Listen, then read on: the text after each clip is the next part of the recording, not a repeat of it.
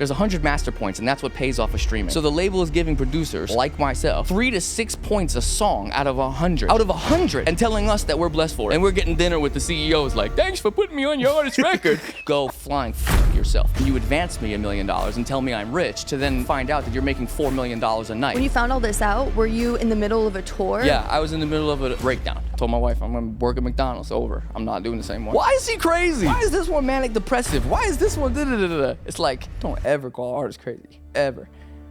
You have no idea. You have no idea. I'm just playing, I don't fight, I do pray. I only go the way of Mr. Yahweh. It's not often I sit down with somebody and they say something that makes me think. Brother, this was great. I love you guys. But you give me something to think about. My own damn way. I had a lot of fun on this interview.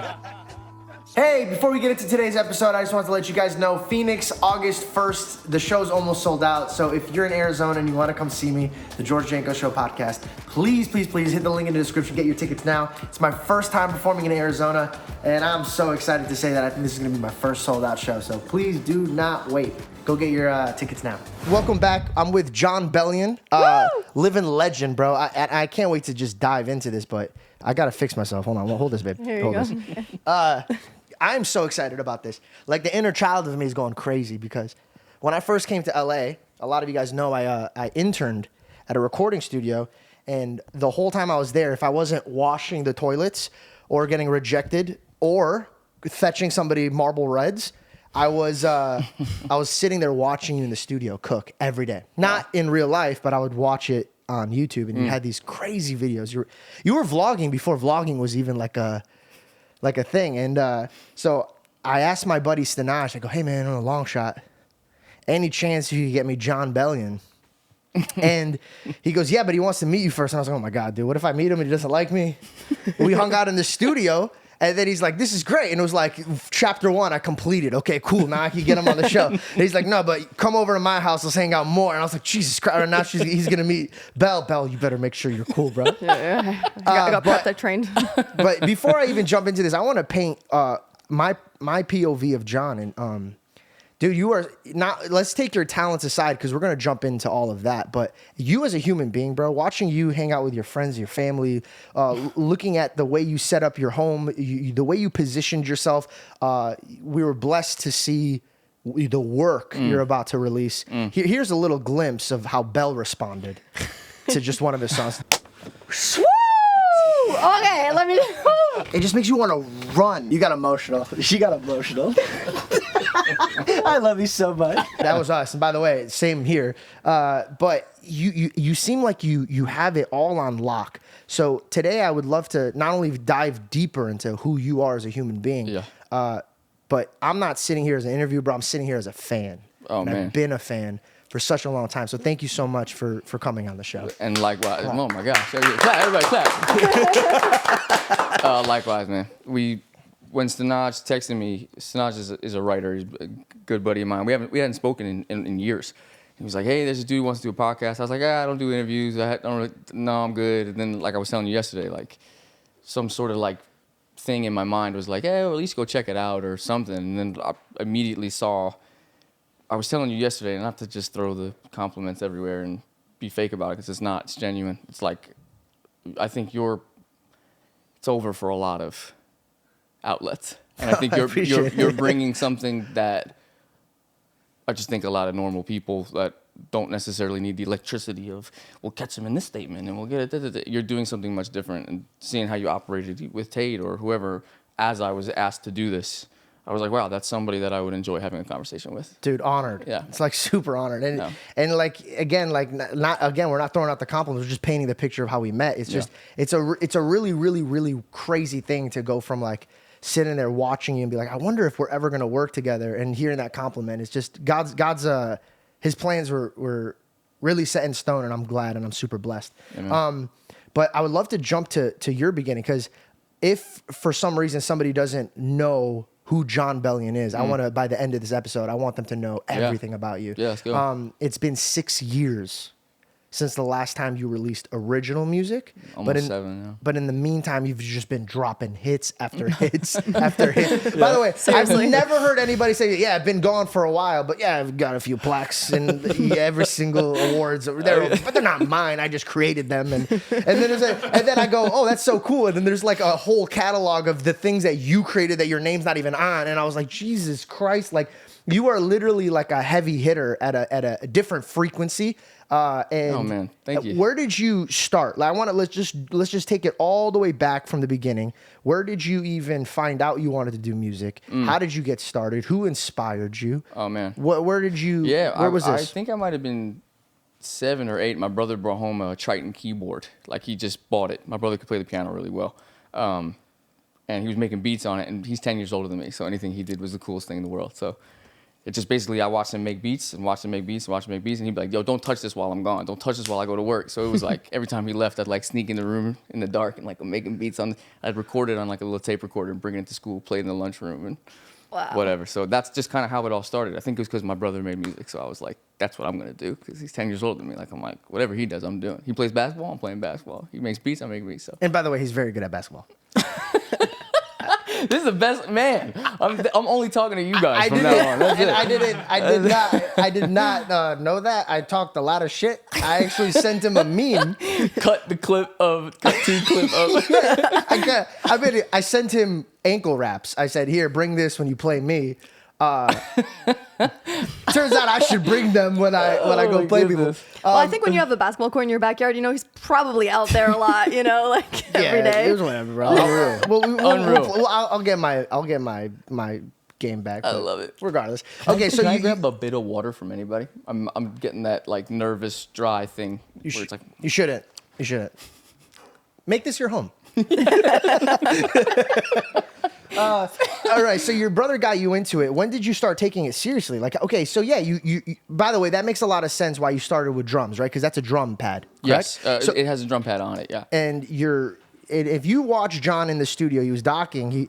The way that you had these drums, you like to go in and out of the pocket. So you follow this rhythm, and I liked it just from an aspect of a dancer. I love the way you were going in and out of the pockets. So did you start with drums, and then you were like, "Oh, I'm just gonna create beats. Like I'm like Kanye. I'm gonna create beats, but I'm also gonna sing on it." Or were you into writing music? When did because bro, like you've written ridiculous music. Thank and you. I don't know if anybody's ever gotten into writing music. If you write one hit song, we'll talk about Stanaj, right? I look at Stanaj as one of the most talented human beings I've ever met. But his catalog is nowhere near yours. But I still look at his like, that's incredible. What he's Stanaj, established in his life super talented. is incredible. Yeah. For you to be able to just keep doing that every time you go up to bat, bro. Like, I'm a huge Jonas Brothers fan. The last album that they had was incredible. When I was on stage, or when they're on stage, I turned to Bellion and I was like, man, this is really good. They came swinging. And they're like, we got help from Jon Bellion. I go, oh. Now I know why. Yeah, I was like, okay, so you're able to go and let's give like the Jonas Brothers as an example, right? You're able to listen to them and say, okay, cool. Now I'm gonna take what you're creating and I'm gonna run it with this direction. And you were telling me you would put on a cowboy hat and you would have a mustache and you would get into this character, bro. That's a huge difference from sneaking into your brother's room playing on a drum. Like, where did your fuel come from? Where did the aspect of you being like, okay, cool, like no one's ever said it like this or done it like this, and I'm gonna create it like this. Was it purposeful or just accidental? Yeah, I'm telling you, I think God planted a desire to do it all the time, and every day that I do it, it's just funny. I'm already getting emotional. Like I haven't done an interview in a long time. Just I get to do this every day. Could you just do me one favor? Yeah, put the Use the microphone mic. closer. Yeah, absolutely. You get to do this every day. That's all I'm doing. I'm just doing this every day, over and over and over and over and over. It's like, even when I was an artist, or even now, it's like the recognition and the thing is like I battle with that. It's like, when do you talk, or when do you just get the job done, or when do you go and promote yourself to remain relevant to da-da-da-da-da. But in the meantime, I'm just having a blast. I'm having a blast. I've got my sons upstairs. I got my wife. I live here. Play ball. Come in and I make music every day. I make music every day. And the idea of getting better and better and doing it over and over and over is like you said, the idea with the Jonas Brothers was like them approaching me. I never thought that. Do you have any ideas of what it could be? And yeah, like we could change the whole sound of what you guys do. whether they want to follow through and whether it becomes they burn the bridge with the old stuff and want to move forward, it's like, oh my gosh, I have an opportunity to like work with one of the fabrics in culture, one of the threads in culture. It's like, wow, that's, if you put on an American jacket, the Jonas Brothers are a thread in that jacket. So if that thread was to make a different color than it ever has before, I could be the one to shoot a ripple out into culture or whatever to change that. It's like, and whether it's commercially successful or if and people think the Jonas Brothers are supposed to be a way that they can't make a song like Vacation Eyes or a song like Walls or whatever, you come to me. If people say you can't like be something, I get passionate. People say you can't be something, I want to be the guy to come to because I'm not. Let's do it. Let's You're do not it. afraid of and it. I've been that way forever because it's just like, man, we have the opportunity to make anything at any point at any time. We don't have to follow anything. So I think I'm just doing that every day. It's not even like I'm gonna have hits every day because you drop a record and culture either takes it or it doesn't. So you just have to enjoy if I wasn't enjoying what I was doing or making stuff that I didn't think was great, it's what are we doing here? If I was worried about the way that it was gonna take. So to answer your question, what happened from me making beats to the Bieber, the Jonas Brothers, or John Batiste, or Quincy Jones, or the RZA, or people I've worked with, whatever that whole span is just like, oh my gosh, I get to go do that. Were you ever nervous working with these type of artists? Like, was there ever In a the time- beginning, as a young Who's man, the first one you were like, oh man, like I gotta like? I was in the studio with CeeLo Green, and Gnarls Barkley's like one of my like. It's just like a palette of inspiration for me. That I'm just like, wow, this is CeeLo. Very soulful. Oh my god, I know his vocal ability is just ridiculous, and I had my computer set up, and he's just like, and I think he's one of the best artists like ever. So it's like being with him as a young man, you idolize people, so then you think it's different than what it is. Yeah. And then you get a little more jaded as time goes on because you take the curtain off the Wizard of Oz, you realize it's a whole. We'll get into that because I want to follow that journey because Yeah. that's really cool. And also, I love your heart. So like you see a lot of people in the industry when they're at the level that you're at in their field, they get bitter because they're tired of like the atmosphere. Absolutely, and it's I really fall cool. victim to that. I don't think you are, man. I don't think you're bitter. Your passion and like your love, your genuineness, and the way that you just start talking about your passion, but what you love to do, you get choked up, and that shows in the quality of music that you make. I mean, all the songs that you write for all these other incredible artists, and the song that you write for yourself. Yeah. The quality in music and lyrics, you can hear and feel your passion. Thank you. Yeah, I bet you could say that. You freaking sobbed last night. You can't I literally can't not listen without. Yeah. Are we allowed to speak about any of the stuff that you're working on? Sure. But before we get into, because I'm so excited to just dive into the new stuff that you're working I'm not on. in the mic. Go ahead. Do you ever create stuff like in a perspective where you're like, okay, I'm writing for so and so, but ooh, this is my song. I'm not gonna give it to them. Or you write something for you and you're like, this is not mine. This is for so and so. Yeah. What does that feel like? Great question. For the last 6 years and 7 years, it has been to like, this is the time to talk about this. It's been I've processed it long enough, and I can kind of like generally announce what really happened and whatever. But I've always fallen in and out of love with the idea of notoriety and whatever. So being an artist was always a battle for me. It was always some sort of like weird like fight or something to that degree. But basically, I got to a place in my career, we sold out 10,000 people at Jones Beach. I mean, it was like the height of everything for me, and it was right around the time I figured out how my Live Nation contract worked, and it was right around the time I figured out how my record deal actually worked. And how did that make you feel? Oh man, it was like panic attacks. It was like, oh my gosh, if A plus B equals C, like I'm never gonna pay this back. I'm gonna be on the road 11 months a year just trying to pay back, and we can get into that. But also, like, that's crazy because think about it. You're at the very, very top, but then there's a thing that people don't understand. It's the business part of it. Yeah, and Live Nation is they're going 12. They're getting everybody coming 12 ways, 12 times a Tuesday. We can get into that, and that's what I'm. Are you with Live about. Nation? No, I paid myself out of the deal, and I had to pay 25% extra on what they advanced me. But it's like when you figure that out on the road, and you're thinking, man, why did we buy 300 rolls of toilet paper? Why do we have to spend this much on catering every day? No one's eating the pizza. We're throwing out pies. Wait a second. What? In my contract, it says... Because it's not their money. You got to spend this much on catering, and it comes out of my pocket? Yeah. But then I have to pay in advance back? And by the way, the advance that you have to give me is only on hard ticket sales. So the concept's called peanuts, parking, and alcohol. So when I sell out 10,000 people at Jones Beach, the person who buys a $20 hot dog, I don't see a dime of that. The person who buys $40 for parking, I don't see a dime of that. And the person who buys a $20 vodka and Red Bull, I don't see a dime of that. And then you advance me $1 million and tell me I'm rich to then find out that you're making $4 million a night. And It takes me 36 shows to pay back the $1 million you advanced me. It's a loan. It's a fake loan. It's a fake loan that it's like we're gonna give you a loan so you can make our money off of your creation. Yes. But I figure, and then it hit me. Oh my gosh, they own all the venues. It's a monopoly. So then now they just want my body in this room so they can sell food and alcohol and whatever. So then they're gonna make tons of money. And then they got me like schlepping around the United States talking about I want to be famous, being on Instagram, trying to be this, that, and the third. So when you figure that out, and at the time, this is right when I first got with my wife, I was having panic attacks. I was like, wait a second.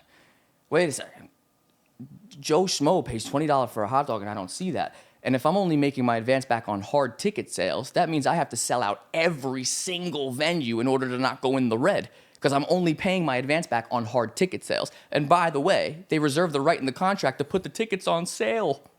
So when it's $100 a ticket and they do their summer blowout sale, the tickets are only $10. So instead of me paying back $90 a ticket, right before I go on tour, they drop a John Bellion sale and the tickets are only $10. We can get into it, but then you have to pay back the $1 million they gave you off of $10 a ticket rather than the $90 they told you they were going to sell the tickets for. Because now you're doing arenas, now you're doing bigger shows, and they're like, they got you coming 12 times a Tuesday. When you found all this out, were you in the middle of a tour? Were you still having to? Yeah, I was in the middle of a breakdown. I was in the middle of like oh my God, and then I'm like, if that's the case, what does my record contract look like? What does my publishing contract? If you don't mind me asking, where was this? Where was this business mind before you signed the papers? It's a business mind of a young Italian kid that only knows the lawyer in his neighborhood. That when I was paid $10,000 when I signed my first publishing deal, I thought I was rich forever. You know, I think that's the idea. I think there's somewhat of a. It's not going to be some like giant. This is the Matrix thing, but like. There is a group of people that wait to prey on new ideas that are coming from natural places to then put a amount in front of you that is the most you've ever seen in your life, and you're not realizing what it is. It's like I'm eating ramen noodles every night. You gonna give me 10 grand to make beats when I was selling them for $25 a pop? Like, I'll take that. But, and then you're like 4 years later, you're like, oh, you're catching 86% of my royalties overseas, and yada yada. After you have your first hit, you're like, wait a second. The math's not mathing at all. Like, there's good news in this, right? Absolutely. There's a Christian song that I just recently heard, and it says, "If it's not good, it's not over."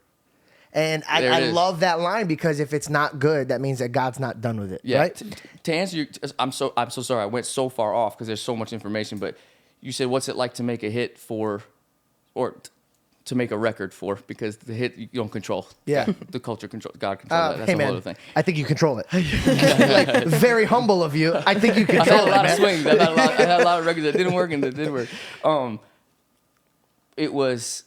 I was an artist for myself, and I was creating for myself. And before, by the grace of God, I had a giant record with Eminem and Rihanna, right? That basically paid for me to be like, okay, I could finally be an artist because I could use the money I made from this to fund my artist career. What was the name of that? The Monsters. Yeah. You control it, man. I've mentioned that song. Did you see how he didn't even name it? Like, I'm so over it. He's like, I just did a little thing with the Rihanna. It's no big deal. Yeah. So funny. Let's talk about all the other hits I have recently. That's the old hit. My brain starts talking to myself. Say the right thing at the right time. So when my whole contract thing started to really dissipate in my mind, it's like it opened up this whole reality of what this whole thing was. And I as my wife is my witness, it was 10,000 people at Jones Beach in my hometown. It's crazy. This early, it's terrible to get emotional already. I got off stage. I said, I'm done. I'm done.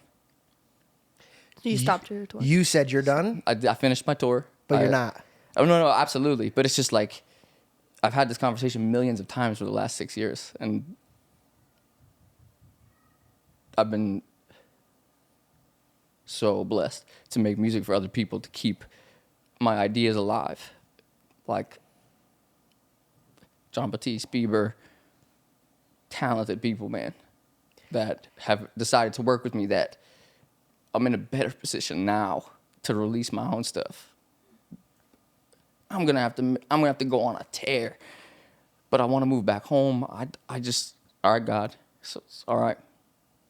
You submitted. It's over for me. I told my wife I'm gonna work at McDonald's. It's over. I'm not doing this anymore. I'll have the studio in the basement. I'll work with my friends and we'll see what happens. And it was like, pew, pew, pew, hit after hit after hit after hit after hit after hit. And it was like, I'm just very grateful looking back on it because it's just like, this is the first time I told the story. So when you see I don't have social media on my phone. I haven't had it for 6 years. Yeah, I asked him to go on YouTube yesterday, and he literally went to WW. I go, hey man, are you 50?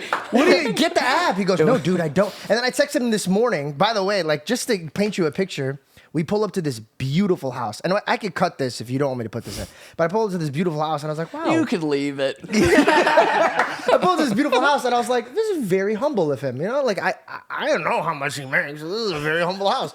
So I pulled in, and I go, wow, this is so beautiful. I'm like, kind of like weird. He gave me the code to the house, and no one's here. It's a little invasive. I didn't even bring my bags. We were walking in like this because we thought, we're like, should we be walking in? And so I walk in and I go into the backyard and I slide open the door and I'm looking out the backyard and I see the neighbor. I'm like, wow, that is a big house.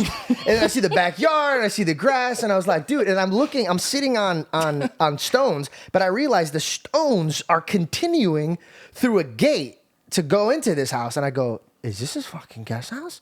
I go, no way. No way this is his guest house. I turn around, I go, Reed, I think this is his guest house, bro. I think we're in his guest house. And Reed's like, no, dude, this is the house. And I go, no, I get that this is the house, but I think he draped us, bro. I think he bought the next door's house. And he goes, no. And then I text him and I go, hey, man. He goes, yeah, come on over. I go, this is his fucking guest house. And I go, you bought this? He goes, yeah, I'm going to get that one next. I'm going to get this. He's like, yeah, this is just like, I'm with my friends, and my friends from high school and this. And I'm sitting here, and this is the same guy that I'm talking to in the studio, which, by the way, the first time we ever met in the studio, we sat for 4 hours and we got deep and emotional. So absolutely. I'm like, man, ain't that bad, John.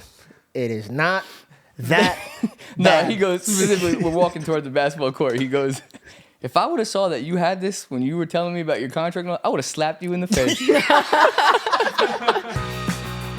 What's up, guys? I just wanted to share some behind the scenes stuff because I do talk about how I'm sponsored by Lifecycle, but I just want to show you guys exactly what I would use this for. We just came from LA. We drove to Vegas. And we didn't just drive here, relax, hang out. We drove here, had the gear set up, the room set up, everything for Masvidal when he pulls up to have a really cool episode with him talking about the Nate Diaz thing. I had a lot of brain fog because I just woke up, got in the car, grabbed the gear, and I have all these things that I have to go through in my head. And what does help me get out of this is Lion's Mane from Lifecycle. I just take it like a G, bro. I'm not gonna lie. I just kind of just put this in my mouth, but they usually do put it in like apple juice, or you could put it in your caffeine if you have a coffee. But if you have to go to work and clear up some brain fog, dude, just order this bad boy. I would order the whole thing because I do have the whole thing. If you really want to try Lion's Mane, I highly, highly suggest it. This thing is an animal of a product.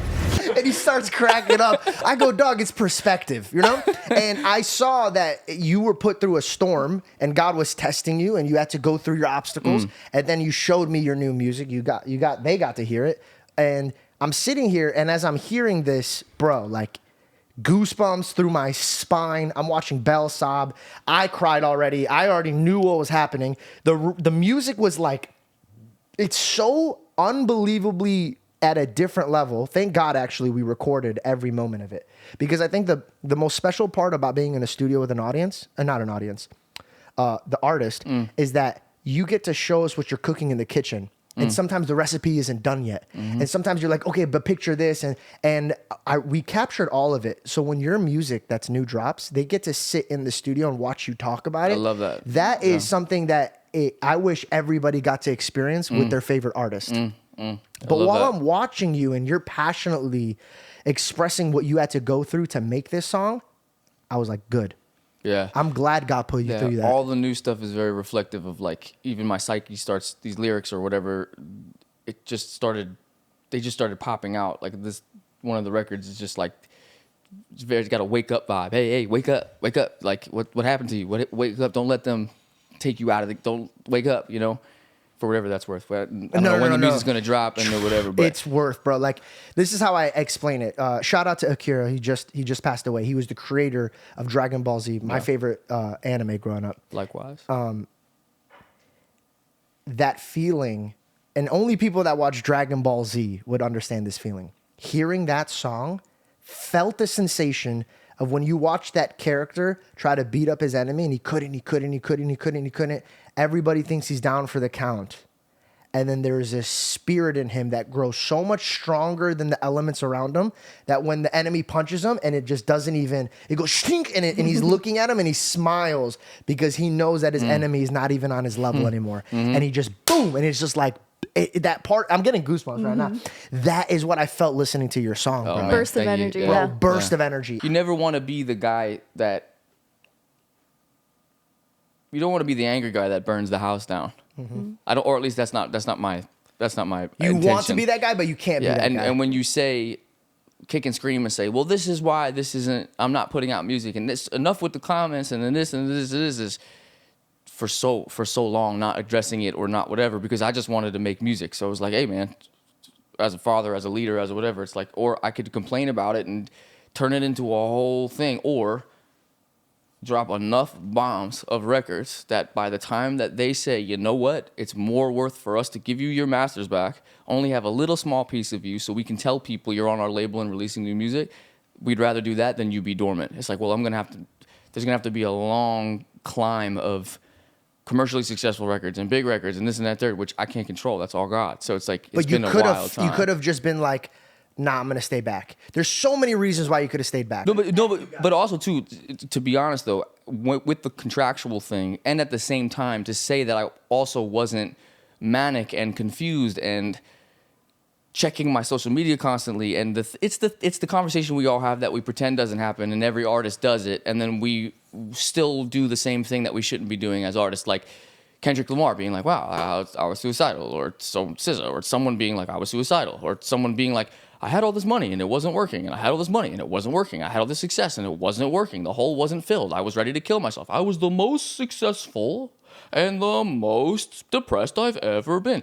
I was at that place as well. It was almost like, man, I'm working for nothing, but I gotta feed the beast, because if I'm not relevant, then so to say that it was like I'm just walking away because my my contract's not right, and I'm a super genius, I'm gonna walk away and tell everybody to screw up. It wasn't that. It was also too like, I just got married at the time. I was like, man, I need to focus on being a husband. I need to focus on like orient myself and see what this whole thing means to me in my relationship with the music and why I love it so much. And so there was other self-work that went on. I just want to make sure that be known. Because I could now that the contract's been reversed, it's like I had this master plan that but it was also like, I think I need to walk away from music. Like I think I need to just let go of this idol or this idea that I thought I needed to have, and that's the real headspace I was in. Didn't know the plan and how this would all happen, and there'd be an avalanche of records that were successful or whatever. That I had no, But you took the first step. Yeah, and I did kind of to some degree put my balls on the table and be like, well, I'm just not putting stuff out. And the phone clicked, and then I said to my wife, like, what did I just do? Like, I just told. It's because you're the provider. Yeah. So like you don't want to like come back home where you planted this beautiful garden in this kingdom, and then you're like, oh, I can't afford this kingdom anymore. Yeah. There's a lot of people they're too ashamed to bring up their pride, but and what I love about you, and I think this is why you're so successful, you're not scared of showing your heart. Like, this is how I feel. I'm scared right here, and I think that's the reason why you figure things out. It's the showing your heart thing is yeah, you can't. This is all we're doing is like. I've realized that if a young producer or if a writer is listening to this, you're speaking in a certain way, but like your heart is the only thing you have. The vulnerability of looking stupid because you listened to what your heart was saying is the only thing you have. I'd rather swing at grand slams all day and miss. You suck, until you nail that one. You're a genius. You're this, you're that. So it's like my heart, the vulnerability of like, I'm just having a blast in the studio. I'm trying very hard. I'm trying very hard. If you're a producer and a writer, I try hard every day. I wake up and I want to make the best thing that moves culture. That's the biggest record. That's the thing. Because I want to, and I'm trying. So if I do fail, I actually failed. I wasn't like, I was just trying to, I don't care how the record does. If this record doesn't work, it didn't work because I failed. I'm trying super hard, and I'm putting my heart into it because I believe there's truths that can go to culture, and there's a thing. I'm passionate about it. But then in the acceptance of sometimes the things are going to fail or not work out or whatever, in the acceptance of that, I fell over the last 6 years working for other people and serving other artists' vision. I fell back in love with the thing, which then like reinvigorated my vulnerability and and then I'm like, hey, your contract's back. You can make music. You can rightfully make music again. It's like, oh my gosh, now I appreciate it more because I let it go. which is the conversation that we had, I'm appreciating this whole thing way more. So it's tough to not get emotional. It's like, man, like I won already. Don't tell me about 17 houses and this, that, and the third. It's like I got to take 6 years, be blessed while it was happening, make a bunch of records for amazing artists and talented people and support their vision and try to help them out and change their sound and take a risk and shock the fan bases and yada, yada, yada. I was able to do that while having a proper, healthy relationship with this whole thing. And that thing could go left and right. I mean, success and the album blows up, doesn't do well. It could affect me, but there's a lot of gratefulness of just like, man. So sorry, I went on like a crazy tangent, but the idea of like showing my heart is like, that's what I realize now is like, I wake up and I try. I wake up and show my heart, my vulnerability, the thing to do. I'm trying to make the best thing that makes you have goosebumps. I'm trying. So if it doesn't work, the failure's there. I'm not going to shroud it in, I don't have the time to shroud it in this like extra care to like, he's so cool that he doesn't care, but he does care. And he's so cool and mysterious and blah, blah, blah. It's like, there's no time. We were in the studio and your wife was there, and I asked her, I go, what does it feel to come home to a faithful man? And you know what I mean? Like a faithful man, and not just like faithful in the monogamy sense, but like a faithful to his God type of thing. Like for the devil to present everything that he was going to present to you, but then you're like, no, I'm not going to play your game because I do trust my God, and he does have good plans for me. This reminds me of a Bible verse that I don't even know if you really know it, but you presented yourself as that character. Jesus was walking around and he's preaching, and there was this blind man, and he goes, Jesus, I just know that if you touch me, I'll be healed. Jesus spits into the dirt, makes mud, puts it on his eyes, and tells the man, go to the river and wash your face. Now, here's the problem. We hear what we know we need to do in our hearts, right? But the man is blind. And he has absolutely no idea how he's going to get to the river. But he doesn't stop and question his God and go, well, what am I going to... He's so full of faith that he takes that step, not being able to see the step in front of him because he truly is blind. And John was walking, not being able to see the future, but you trusted in God, knowing that your God's not going to fail you. He hasn't failed you yet. And so it's so refreshing to see God's people at the top, bro. Yeah, I really do appreciate that. I'm very, very proud of you for being faithful. I do bro. wish it was as like storybook levels of faith, because the process has been such a decomposition of myself and of this and of that. But in this the grand scheme of it, to see how God's provided, even in my weaknesses and even in my moments of ego, or I'm not getting the credit, or my contract's never going to be reversed, and God, why do you have me here? Even in those times of me saying, what is the deal here? This is like, while also simultaneously blessing me along the way with these records and this whole thing. It's been a very messy, hey man, every human, disciple's done that. Yeah, exactly. Do you not remember Simon on his high horse? Nah, dog, if anybody looks at you, it's on sight. And 3 times it's like, I don't know, Jesus. I have no idea who this guy is. Like we all fail him, but he never fails us. Absolutely. And yeah. And it was I wish it was more storybook, but it's been a very trying, testing 6 years, which I just want to make that known too. Because again, it's like you do when it happens, bro. You get so weird. But when it happens, when it happens, you can look back and you can kind of perfectly adjust it as to be the serendipitous risk that I. But it was. You know what I mean? You're just saying. John's so humble, bro. Like he's literally the type of guy that will say something and he'd be like, "But just to let you know, I'm not saying it from this perspective." John, I know you're not saying it from that perspective. I gotta learn. I've been talking about it with my therapist. I'm like, I gotta learn not to like qualify everything that comes. But you want people to know your heart. Because you know you're coming from a genuine place. You're like, I just wish people could understand, hear my heart. But I think that's what you did throughout those 6 years, right? Exactly what Georgie said.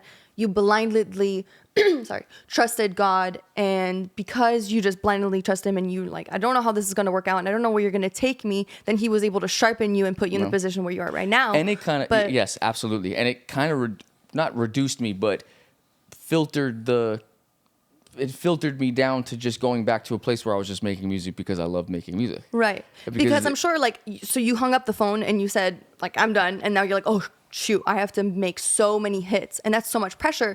And you're an artist and you have to be inspired. So how did you take that first step to not let the pressure affect you? If in your head, like this, once you sit down, like this has to be good, this has to be good, this has to be good, to put that aside and then to be inspired. How did you make that first step? I think it's a lot of like very realistic, like very not spoken about, very hush, like very like just grown man trauma therapy and certain things that like you have to kind of like reform who you are. You kind of have to be like, okay, if music's not my identity, then what is my identity, and what does it mean to have an identity? Who are we without the thing that we think identifies us, and what does that mean? Now I have to figure out my relationship with music and what has it serviced as. Was it a distraction? Was it something that I was using to stay in the studio to avoid other things that I didn't want to attack in my life or whatever, which are all viable possibilities. So it's like, I think hanging up the phone and then being like, to not let the pressure mount to me or whatever was just a matter of like, funny enough, becoming a bit more of a balanced, healthy human where it wasn't necessarily like every day doesn't have to be 4th of July. 4th of July comes once a year, and you have fireworks and roasts, moderation, and things, and that's great because you did it. You do 4th of July once. Right. If 4th of July was every day, you'd be sick to your stomach, drained. You'd be whatever. And I think as an artist, and fucked up every fucking contract usually is that you turn these artists into manic people where they have to make their life every day 4th of July just to make the content beast pay attention to you. Right. So you don't sign a deal to the devil. You just make 1,000 little paper cuts of, I got to be interesting. I have to get more followers. And then it turns you into this thing that is this mess of a human being that I think I reflected a bit. By the time I figured out my contracts, whatever, I was at the peak of it all. And it was very like, so it was like, wipe the slate clean. I'm moving back home. I'm not living in LA. I'm out of here. Like, I got to figure out way more other things because my success is not going to fix regular, normal Monday through Monday, John. Not Right. 4th of July, John. Not on stage going crazy. There are things you have to just address or you have to step up to or own up to, or your anxieties or childhood trauma, and face hard situations that have happened to you when you're young or whatever it is. So I think there was a lot of that was happening, which once that happened, then I was like, oh my gosh, I get to make music I got back to that thing. What's so beautiful is like God gave you the wisdom to, in that situation, you could have gone one side or the other, right? And so it's like that contract and you going through that struggle, that obstacle that God put in front of you was so meant to be so that you could stop in your tracks and reflect and be able to fix what was going on inside of you and feel whole, feel that peace so you can make literally the best music ever. Yeah. I truly think that goodness. God specifically put you there, bro. Yeah. I think he needed to put you there. Everything that any type of obstacle, any type of storm, any type of where you get mad and be like, yo, I'm pissed at God right now. Why would you do this to me? Have I not been serving you? Have I not been faithful? Have I not? And then God goes, yeah, but you also have been asking me to do this. Exactly. Do you get what I'm saying? Exactly. You asked me for this and I gave it to you. So why don't you start asking me for what you really want, John? And then you were like, okay, I need to start fresh. Okay, so now you start fresh. So you go from stealing your brother's time in his little box, and then you go to working with artists, and then now you're on big talk shows performing your album. You just sold out a huge show, but okay, wait a second. John's starting to notice that this little beautiful scenario that the devil's painting is bullshit. And I don't want any part of this. I'd rather fail in front of everybody than succeed fakefully in front of everybody. Yeah, absolutely. That takes a lot of balls. So then we go into this room over here where you sit and you go, okay, God, if you want me to keep going, then you bless this avenue. And if not, then I got my wife and kids. Make me a better man here. This window, I think this is where you found your blessing. I agree. Because you stand before agree. God and you say, I don't care. You tell me where you want me to go. This is a man that God could work with. Yeah. And then now you're on to your next chapter. You have your new album. What's your fears here? With the new album. Yeah. Oh man, fears. I just want to rip them out so we could talk this. Yeah, You have a new label? Yeah, been working with an band, Lawrence. They're incredible. Clyde and Gracie. They're ridiculous talents through the roof. They're unbelievable musicians. I was blessed enough to sign them a few years ago. We've been in the long haul working together, and they're amazing. So the label's great. And How do you have your own label? Yes. Yeah, Oh, my so own you label. you have your own label now. Yeah, Tori Kelly signed to the label as well. So it's Tori Kelly and Lawrence the band. They both have Did been you signed to find me. Tori Kelly? No. I've been a fan of the Tori Kelly situation. Is just she approached me and wanted me to work on some music, and I was like, "You're not signed? Like, you left the label with Capitol?" She happened to be signed to the same label I was, and I was like, "What do you mean they dropped you? You're the greatest vocalist breathing dropped air. her? I don't think they dropped her. I think it was an amicable decision because they weren't working her or something to that degree. Because I don't think anyone in their right mind would drop Tori Kelly. No, but that girl is crazy. no, piping. it makes no sense. It makes no sense. Can It I literally ask you makes no sense. something? Yeah, And this yeah. is not me being disrespectful. Yeah. I'm just gonna and I'm just gonna be real. Yeah. So like we could cut it. I don't want to disrespect anybody. How is she, in my eyes, one of the greatest? Mm. I think she's better than Ariana Grande by a long shot. I think her vocals are ridiculous. Mm. Why am I not hearing hits from her? We're trying very hard. That's what I'm saying. But like, I think too. But why there's- is it that one you're artist looking could get at it? Yeah. You're looking at a mixture of culture, of what an artist is willing to do to get themselves into that position, what the right timing, the right this. There's all we know is just me and her pack was just like, let's try to make the illest thing we can. It's like if a Y2K record pops off and you listen to Cut, I would put Cut up against any Y2K record that's coming out in the next. Go listen to Cut by Tori Kelly. Just listen to the song. You'd be I like, haven't heard that one. No, I know. That's what I'm saying. It's like why things haven't connected the way that everyone believes in her also causes the fan base to feel like they own her. And then when she drops a gospel thing, it's too gospel. When she drops a pop thing, she's trying to be this. It's just, the last 5 years or so, the music business, the archaic, old, failing, everyone's getting fired music business as of right now. The old idea of the music business is all reactive. Nothing's proactive. It's like, we'll wait till you do something, and when you do it and it goes big on TikTok, these kids are signing away 50 points of their masters for the label of their A&R to tell them to TikTok more. I could have told I've you seen that. a lot of And artists. TikTok just got banned. Yeah, I've seen a lot of artists go on TikTok and be like, "Hey guys," and they're honest about it. They're like, "My record makes me make TikTok, so here's I guess another TikTok of me singing my song or something." And I'm Yeah, like, wow. or it's like, Well, why would The they need ones a that I've record been label if saying, that's it's free? like- You could do that by yourself. what do you say? You could do that by yourself. You absolutely can do What's that, the sir. point of the? Why record labels push what they push, why they do what they do, why the radio. I worked on a Jungkook record for Jungkook, and the fastest song to 1 billion streams in the history of music streaming. And because the call outs at radio weren't net positive, they just didn't push the song at American radio. I don't know. It's a business. Yeah. Someone in the country is listening to the song. But when a guy at Z100 or the program director or whatever, why they choose to not slip it into the rotation, or they're not friends with the guy that's at the label that we don't do payola, but if your artist comes and does my Jingle Jam 97, I'll think about putting the record. That's payola. That's payola. We say payola. Like 13-year-olds with no faces on Twitter they say the word payola. They don't understand what that is. It's still happening. What's payola? The payola is the concept that used to happen early in the music business that was like there's people and gangsters and mafia guys coming to the radio station saying, here's 10K. Yeah. You're going to play my artist. Or here's 10K and it's not going to end well for you if you don't. That's payola if you don't play my artist. And they're saying, oh, this artist is payola and this artist is payola. Is that like an industry plant in a form? Like, well, it could be because you have these radio stations that are relevant because of large artists. So if a large artist comes to their Jingle Jam, the iHeartRadio special, then you're literally convincing the guy at the top of iHeart to consider your record the next time you drop one. So they're saying, yes, we'd love to play your song, but the Halloween bash is coming up, and if you could do it for free, we will definitely consider the next time you drop a song, your relationship will be better with us. It's like they're not shaking hands in a like a dirty game. way. but also too, it might not even be dirty. That's just the way the world. That's just what it is. You know what I'm saying? I'm not saying that any artist that's ever been on the radio has done it the wrong way and the record hasn't exploded because it's been a beautiful song.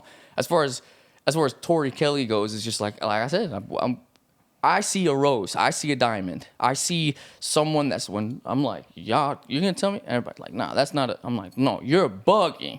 That's Tori Kelly. So if you hear a record like Shelter, or a record like Cut, or a record like Thing You Do, or whatever, I think we're doing the job. As far as the next thing, I can't be, we can't think about the macro and why they're not pushing a thing or what they have to do to push it and how to, I don't know. I make music every day. I'm trying. I'd rather swing for a grand slam with Tori Kelly and miss than not try. Writing for other artists. Yeah. Has there ever been a time where you're writing for somebody that you're like, oh, I'm really excited to work with so-and-so, and then you meet them and you're like, oh, you're not even really an artist. Like, this is a terrible experience between us. Like, you're like, yo, we're going to work on this, and then they just never shut up. You don't have to, like, call out somebody's name, but, like, is that an obstacle for you? Is like working with artists? Is it like tough? Because like for me, you watch. I won't name any names, but you'll watch TV shows or movies where they're like, "Wait, I don't. Am I stepping out?" No. Just like it's a great question. I feel like the reason why you are so good at what you do and you're popular is because you're asking a question that like a person who's not in the music industry would really genuinely ask, not be like, "What's your favorite cereal?" It's like, yo, you ever in a room with an artist and they're not doing shit, and you're like, "This sucks." Like that's a great question. Well, because like in my mind, it's like you're gearing up for war, and you're like, "Okay, cool. I'm so excited to work." I'm gonna say Shauna, right? Oh, I can't wait to work with Shauna. Her ballads are great. Blah blah blah. And then she's like, "Yo, like I can't wait to go to the studio. I have these ideas." And then you show up, and she's just like smoking weed. She's like, "Oh, I'm gonna go hang out." The reason I asked this is because I saw a lot of it in the recording studio. Yeah. And I was just kind of like, "Oh, this guy's he's a fake artist." Like. There's a guy behind there that's like, oh, okay, I'll write the music. And he produces it and he creates this unbelievable masterpiece. But then I see her on the awards and be like, yeah, when I was writing this song, it really spoke to me. Yeah, bitch, it did speak to you. That guy spoke it to you. You know what I mean? Like you didn't see, like, you know. Yeah. So, Yeah. So I couldn't imagine creating something that you're so passionate about and then watching somebody on stage being like, this is mine. Like, that... What is that life like? Like, what is that? How do you go around something like that? Don't get clipped on TikTok. No. That your label wants that. No, exactly. Make the album blow up. Say something crazy. I think the best way to navigate that is that we could go deeper into like what an artist is. It's like. Rihanna's one of the best A&Rs of all time because What's an hears A&R? An A&R is like a right now in the archaic music industry, an A&R is basically a dinosaur that sits behind a desk and tells you to TikTok more. That's what an A&R is right now. A couple of good ones, but what is it supposed to be like? It's supposed to be like somebody who is the person who's your liaison at the label that you're working, and then you send them the songs, and they're like, okay, I'm gonna go play this for the head, and I'm gonna go fight for you in the building. Like an agent. Like a agent that actually works for the label. So it's like, how trustworthy can they be, really? Because they're getting paid by the guy, whatever. But either way. Do they create music, the people that are called A&Rs? Some of them do. Some of them are super talented, and some of them jump in. It's few and far between at this point, because a lot of artists are self-sufficient. They're making stuff on a tiny little laptop. They're not like going to Capitol Records studio and recording like Frank Sinatra did with 75,000 people and guys like spinning a tape machine. It's just not that way. But as far as like how I'm really trying to think about what that feels like. I think if I was to write a song and the song was to become a number one song, and then you go to some hangout at a party and no one knows I wrote the song, and someone's like, yeah, I saw so and so artist say it was about their something, and it wasn't, and I know that in my head. Yeah, your ego at a certain point would be like, I made that, and but the check comes in the mail and it's like credit, like but I think that's soul crushing because you're like, yeah, you could buy nice things, but it's like that's your art. You know what I mean? Well, it's your art. To some degree, the art becomes what the artist wants it to be when you've agreed to let it be their thing. It's like you almost feel like you signed up for that. Yeah, because at the end of the day, too, my job would be to prop up an artist. My job would be to, if you're lacking in something, I support you because I like artists. I like writers and I like producers. So the idea is like, if it's super successful, I did my job. Right. I did my job. And if I just want to do my job very well, I want to try very hard and do my job very well. That's all I want to do. I want to wake up, make an offering. Every day is the same thing. Is I get to wake up and I get to make this thing and be a little creator, and I get to have fun and work on it and then it goes out into the world. And it's like, not the proper credit. It's like, you know what? I can't control any of that. Right. I could just, I'm here and I can do the thing. And I thought about it. That's a crazy talent because, like, dude, like, I'm such a passionate person. If anybody, like, missays, like, a story of mine, like, this is the love of my life. If she recites a joke of mine and she does it the wrong way, it's on site. I never hit a woman, but I'll hit her if she says a wrong joke. Yeah, that's the equivalent of getting you sing a whole song and then you get the record back and it ain't hitting like demo. Yeah, so the punchline becomes a punch. Yeah. But so then on the opposite side of that question, the opposite would be, what is your favorite artist, the favorite song you've gotten to write from somebody? Like the experience was amazing. I don't know, maybe you love this person. Yeah, that's a nicer question. And what's the opposite end of that? Like somebody came in and I don't know, they sat down. They wowed you. They poured their soul to you and you're like, let's make something amazing. Yeah. To even go back to what we were saying about the how does it feel or whatever, I've had my moments. To say I haven't had my moments, to be like, what do you mean? Why is this guy making it look like oh man? But that's like, everyone's pretending to shit golden eggs. Everyone. Not a single person ain't. On your social media, I do the magic thing. Fortunately, one day, someone's going to come to your house and ask you to write a song or do something, and you're going to have to shit an egg. And if you ain't shitting golden eggs, so that's what's going to solve itself. Yeah. Not everybody could play the piano like how I played it for you. That was good. He played the piano real good. Here you go. That was the most embarrassing. He just showed, right before he shows me like these great like masterpieces, I got on the piano and played a few chords. I was like, you can have it if you want it. And he literally just goes, you mean chords? The thing that everybody has in their songs? I'm okay. Thank you. Yeah. So good. No, in all seriousness, there is time's gonna tell. It's you can take credit for anything. Anybody can take credit for anything. Yeah. You can make it look like you did something, but then you're gonna have to do the thing again. If you get so wildly successful for a #1 song, all you writers and producers out there, just when the splits start to come out, when the who gets what percentage of what song and whatever, everybody's memory gets fuzzy, mine included. I'm the reason I got 20%. Why does he get 10%? Why does he get this? He gets that. At the end of the day, you, honestly, let it slide most of the time. That's what I would say. Fight for what you believe you deserve that you have. But if you can do it again, just do it again. And then do it again and again and again and again. And when people say that you suck, do it again. And if they don't like the song, do it again and keep going. Because they're just going to give up after a while. People are just going to be like, fuck, I told him he sucks. I hate him. And shit, he just keeps doing the thing over and over. And then 5 years goes by and they say, wow, he's had longevity for 5 years.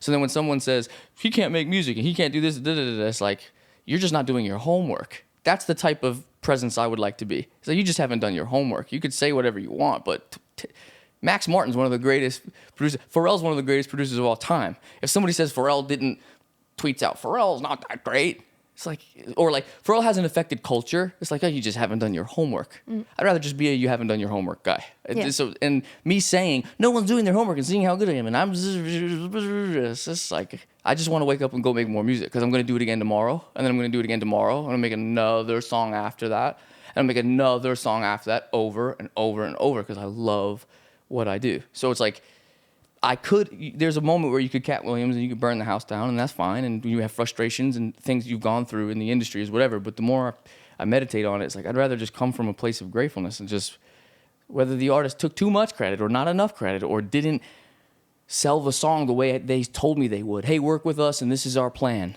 And then I work my ass off to make an album and do this whole thing for them, and then I realize, oh, they're just selling music is just a piece of their business, and they use me because they know I can do this very well. I'm gonna go on George Janko. It's like I'm just so blessed to be in this position to make music. And by the way, I just want to be known as the guy that when artists come to me, I'm not doing this weird producer blow a bomb off in your mind to make you think you need me, to make it about me. I'm here to serve. To serve. So if me serving means I'm doing 90% of the song and it makes your career go on a song that might even be bigger because you've sacrificed your life to be an artist. You've sacrificed your whole life to be famous. Whether you want it now or not, you've lost something to get here. That's a tax that like, yo, like let's say like this didn't happen with Justin Bieber. Justin Bieber's very talented.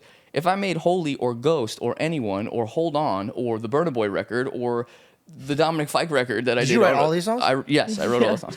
But it's a whole, if I would have put them out myself, they would have been nothing because they wouldn't have been even close to as a financial blessing for my family or anything because of the stuff that Justin Bieber sacrificed. Because he sacrificed a lot, and he knows how to pick the songs. Because everyone and their mother's sending him songs. So for him to be talented enough as an A&R to pick great songs, because he's done that his whole career. Right. Because he's just a very talented singer, dancer, entertainer.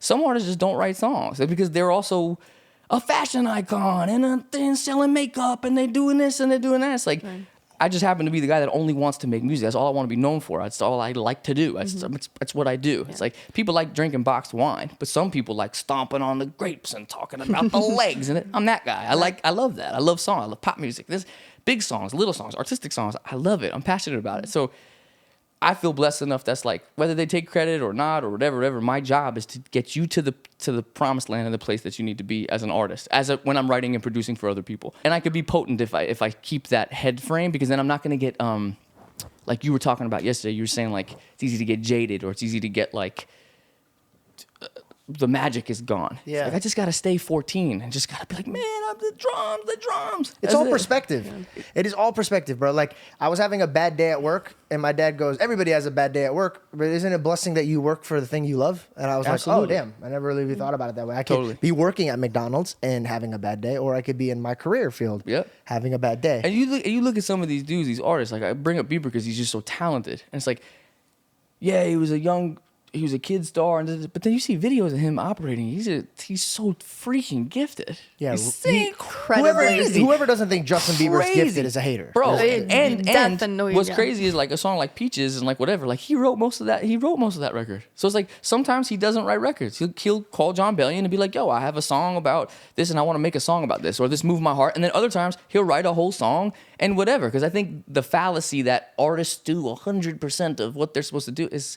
It's unbelievable. If you're building an iPhone, if you're making a movie, you're not going to be like, I'm going to be the art department, I'm going to be this department, and I'm going to do all this. Call me in 30 years when the movie's done. It's like, no. I'm going to go get the best art director. I'm going to get the best. The labels are screwing us. Sorry, this is going to get a whole other tangent. I apologize if I'm not interview ready, but there's 100 points in a song. There's 100 master points, and that's what pays off of streaming. So the label is giving producers, like myself, that need to, you always got to be relevant. You always got to work with the big artists, because then what have you done for me lately? They're giving us 3 to 6 points a song out of 100. Out of 100, and telling us that we're blessed for it. And we're getting dinner with the CEOs like, thanks for putting me on your artist record. I really hope you bring it to radio. I don't know how it works, but maybe you could call somebody. So that's that. So the point being is like, it's very frustrating as a producer when, and I'm sure it's frustrating as an artist too, is like when you're putting together these looks and these videos and doing all this different stuff, and the contract's not right, that's got to kill you. So it's like, for me too, it's like, I'm going off on different tangents here because I feel passionate about it, but it's all making sense. Having 3 points on a record, and then somebody, I'm not the best violinist in the world, I'm not the best drum maker in the world, I'm not the best editor, but I know them and I have access to them. So it's like, oh, that song, what's the song? The Jonas Brothers record, Walls is a crazy record. It's like, oh, Pete Nappy, Clyde, Lawrence, and Ten Rock did the drums on that song. It's like, John, you're not a real producer. It's like, I sourced the thing to get the product done as a producer to da-da-da-da-da-da, which is like a metaphor for all of it. It's like, you got to be careful who you're saying, like, that's not an artist and that's not a thing. But that is a producer. Absolutely. A producer who produces. Yes, but you would say an artist, and the question before is like, what defines an artist? It's like an artist might just be a great A&R person who knows how to pick their own songs and become the biggest artist in the world. And then it's like, sometimes you don't even want your favorite artist writing songs, because the way they sing other people's songs, there's a magic behind them discovering the specialness of people like me who do it all day long, and then be like, I could turn this into my own thing when I sing it, put my voice on it, and this will become bigger than it could ever be if the writer or the producer put it out. Yeah. It's a fallacy. It's a fallacy in much different directions. You just got to be careful how you're claiming it or what the thing is. So I've in meditation about it. It's like, just be weary about, I did that. It's like, I did. It's like, I don't even know. I want to get into your meditation aspects, because you're doing breath work. You're doing a bunch of things to get yourself prepared for your journey, like war, right? Mm-hmm. What are the 2 things that you've done that you would love for people to know, like, hey, this has changed me completely to think, move, and act better? Oof. Oh my goodness. To think, move, and act better. Going to bed at a good hour. Working. And I used to work only from like 7 p.m. to like 7 in the morning. Now I only work from 11 to 7 Monday through Fridays. 11 to 7 in between during the day. It's also because I'm up with my boys, or I need time on the weekends to spend with my family and whatever. But the things that have really changed my life, I'm trying to really make it like eating properly, to be in the studio for 7 hours straight and just not get tired. there's a lot of time when like, even when I had social media, it was very like, there's these lulls in the studio where you just want to like check out or whatever, but I don't want to do that. I want to be more locked in all the time. So the ice baths help me a lot. I do ice baths, I do sauna. I'm working out every day, and I'm trying to eat properly every day so that 11 to 7, I'm juicing that thing. I'm getting 11 to 7 out strongly. And it's a lot because you're standing up and you're moving and you're bouncing all day. So I still don't have back problems or this or that. So I'd say just consistently working out. Yeah. I love that. The breath work thing, we just did one before the show. And to be honest, I thought it was bull. I was like, nah, bro. You're just breathing, getting dizzy. Like, and we did it together, and I was like, I like this. I want to do this again. And so I find it cool and fascinating when people find like little tricks. Like there was one that I got like, that sounds really stupid, but have you ever slept wrong and you can't look this way? No, like, absolutely. Yeah. I was on TikTok and randomly, my new doctor, right? I was on TikTok and this lady's like, Asian medicine. She goes, take your finger, hold this, and then for 2 minutes, squeeze and then rotate your head or something. And I did it and it was gone. So I was like, I just wanted to know if you had any like the breathing things or anything like that. Yeah, too. I think masturbation doesn't help. Doesn't. It's not. I would say it's not good. So you cut that out?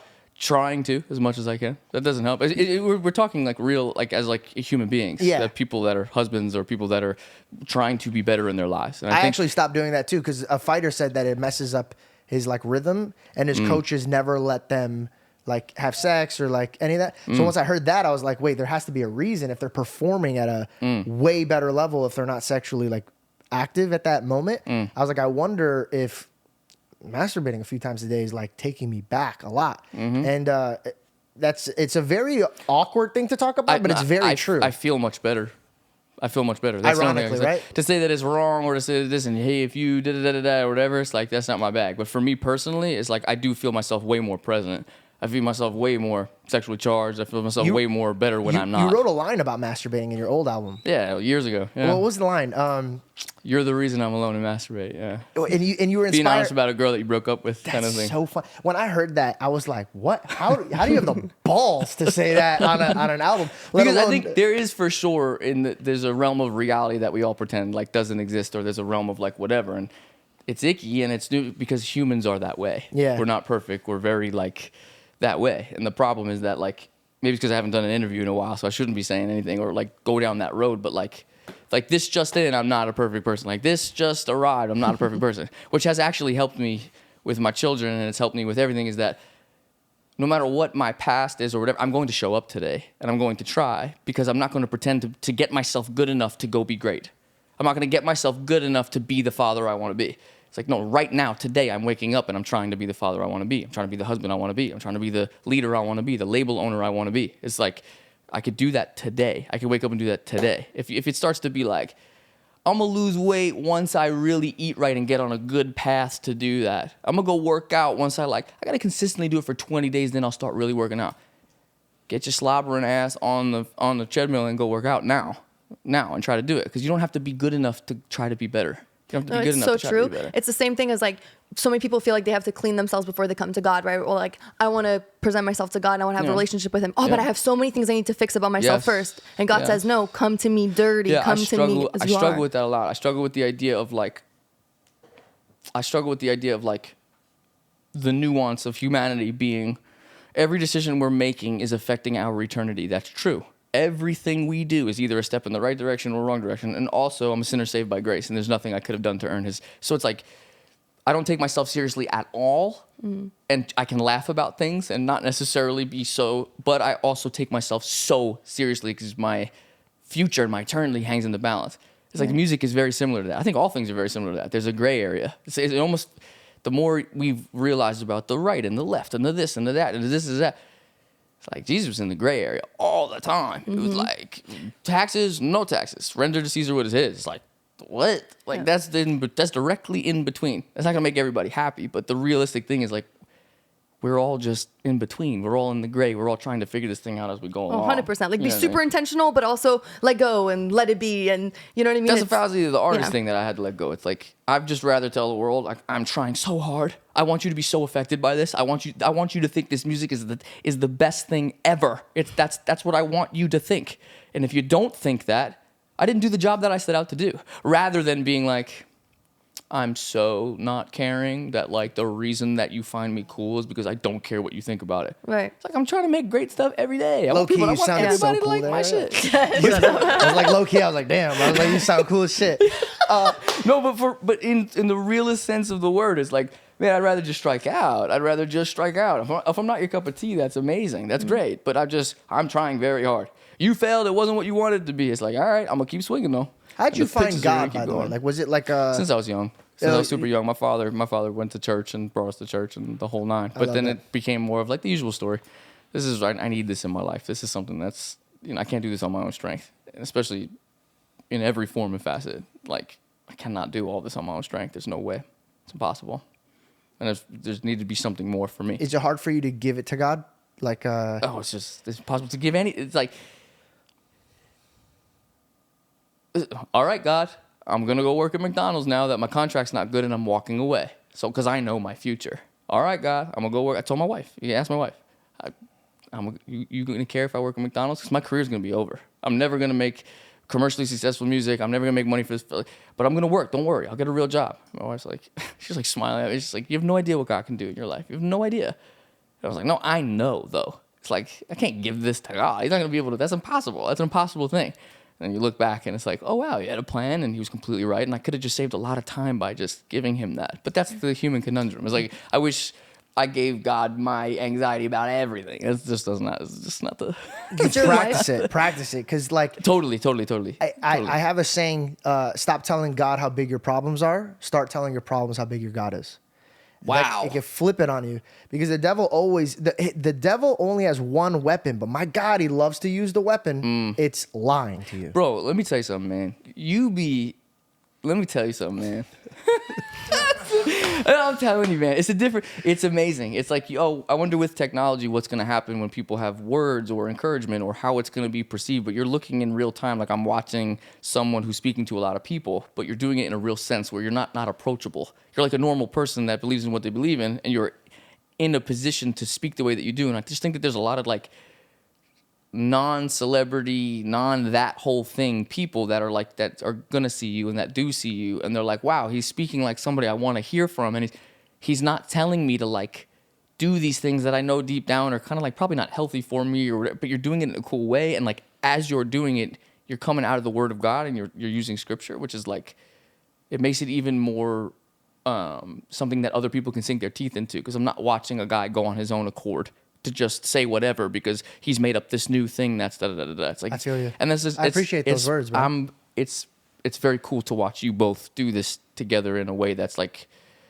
to be a part of something like this is very cool. It's very cool. This is a very normal conversation. We have like the deepest conversations we have that don't even go on a mic that I really wish that like we had a mic on us all the time, because there's sometimes we talk about Christ in such a realm that I'm like, man, I really pray that could somehow get into a podcast.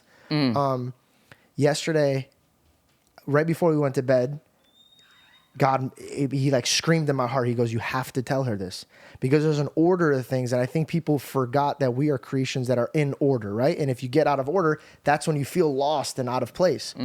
Belle was praying and she was talking to God, and I know how she is, right?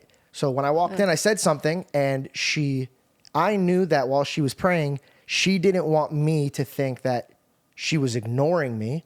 So she stopped praying for a second, and she turned to me, and she goes, oh, blah, blah, blah. And she went right back into her prayers, and I was going to wait and tell her, but I was like, oh, I'll tell her later. And I told her yesterday, I go, if you're ever in the presence of God, I don't care if the house is on fire and I'm screaming for your life, you finish talking to the king first before you ever even acknowledge my existence. Wow. Imagine if me and you were talking and then she started talking to me and I was like, wait 1 second. That's rude. I'm not doing that to my creator. Wow. And I'd be damned if the love of my life that's supposedly coming from my rib turns from our creator to talk to me. Kill me before that happens. I would never let that happen. And it was, I'm so sorry. That demon just came out of her. So sorry. We talked about God and the demon flew out of I her. heard it in the headphones. No, But I don't agree. Speaking of Illuminati, Yeah, exactly. It happens a lot. No, but and that was such a good reminder because I was in my prayer and I didn't turn to respond to his question. I just turned to be like, "Hey, I'm praying. Like, Yeah. don't talk to me. I'm praying." And I get this worry of like, what if he doesn't know I'm praying right now? Because I think you were in the other room or something, Yeah. and he thinks I'm just ignoring him.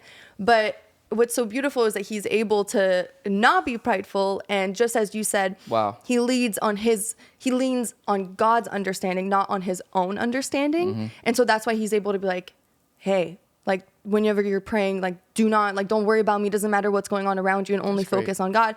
And that's something that I need to hear, whether it's coming from him or from anybody else. Like that's something that I need to remember. And so I think that's what's beautiful about his character and the way that he leads his life and leads this podcast is because at the end of the day, yes, it is leaning on God's understanding and not his own. And Wow. I really appreciate you guys. yeah, That makes me feel so good. It's That's truly, great. it's one of the things, and I think that you do that too in your life. I've seen that through, spending time with you last night and throughout what you've said and in your music. And I think that's what makes you both great partners, a good husband, a good fiance, because you bring that in the relationship. And at the end of the day, when I know that there's a struggle, whenever there's anything presented in front of us, I know that it's going to be great, and that God is going to take care of it because it is God taking care of it because he lets God lead him and fix the situations in front of us. That's beautiful. What's it like coming home knowing that you're in an industry that might not have this type of relationship, but you come home to it? The security and the safety of a faithful woman, like a godly woman, a woman who wants to break bread about not just bread on earth, but the bread of Christ. Like that ability where like it feels like, I think of God as light, correct? So when you're playing around in the dark, right? Because that's what our industry is. And I think there's only a select Absolutely. few that God sends to the dark to be the light. And what does it feel like when you come home after mingling in darkness Yes. to a bright bride? Yeah. Oh my goodness.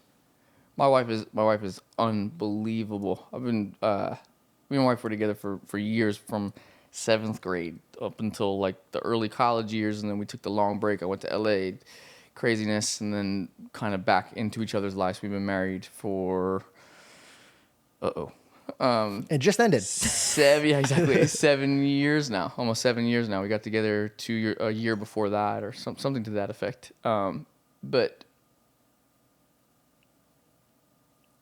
choosing to be in a relationship and choosing to make the same promise that God made to me, meaning there's nothing you could do for rich or for poor, for sick or for health, and honoring that covenant, whether it's really, really hard, really, really easy at times, really, really this or really, really that. I just recognize that. I'm like, wow, like that's something from God. She's something from God. God sent that to me. The way that I've been refined through her, the way that I recognize and through my children, as when you have children, it'll refine you quick. You think you're patient, you think you're all these things. You have a kid and you're like, oh my gosh, I had no idea I was this short in my patience. I was this short with my anything, with what I demand when I come upstairs after everyone's listening to me in the studio all day. And when I come upstairs, it ain't, hey man, move the snare. And everyone's like, yeah, sure, you got a bunch of hits. I'll listen to what you're saying. It's not that. It's like, I'm like, make me dinner. It's like, no, it's not gonna go that way. So I think it's like almost like a wife. You ask what it's like. It's like it's almost like God put this thing in my engine because I can go 170.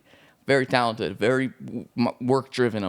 I can produce. I'm a producer. That's something I like to do. I like to lead in that way. And you can go 170, and every once in a while, like even on the basketball court, it's nice to speed up. But if you're going fast the whole time, everyone's like, he's a very predictable person to guard. It's like, it's the same thing with life. I think if a wife's not in your engine, or a partner's not in your engine, or whatever that is, she's like this thing in my life that keeps me tethered to reality. Because I'd be floating in, I'm going to build theme parks for this artist, and then the roller coaster has to look this way, but the colors of the roller coaster's got to match the color of the slides. This is going to be a new theme park. Yes, this theme park's going to work for this artist because my son's like, bro, I crap my pants. You got to wipe my ass. it's like, oh, wow, whoa, like I'm building universes. And my son's like, it's 6:15 and you didn't sleep last night, and I'm going to need you to wake up.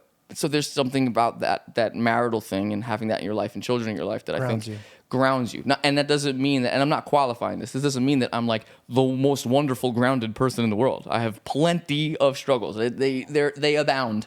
But I do recognize in my wife, I say, I thank God for this woman that chose to stick it out with me and to be an anchor for me. No matter how this goes, I know she's not.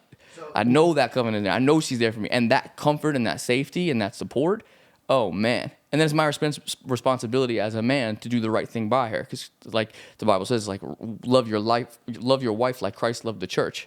Christ loved us enough to die for us. So it's like then you're in a place where it's like, whoa. It's like, yeah, women serve your husbands, but you need to love your wife like Christ loved the church. That's like everybody be like, heavy. oh, serve your husbands. It's like, did you see the next line? It's like nailed to a cross and for your wife. Like, hold on a second. I don't know if I like her that much. Yeah, I'll go to couple counseling. I'm not sure about She's cute. Yeah, exactly. But I think to answer your question, sorry, I diverted a bit, but to have that in my life and who she is, and she's the best thing.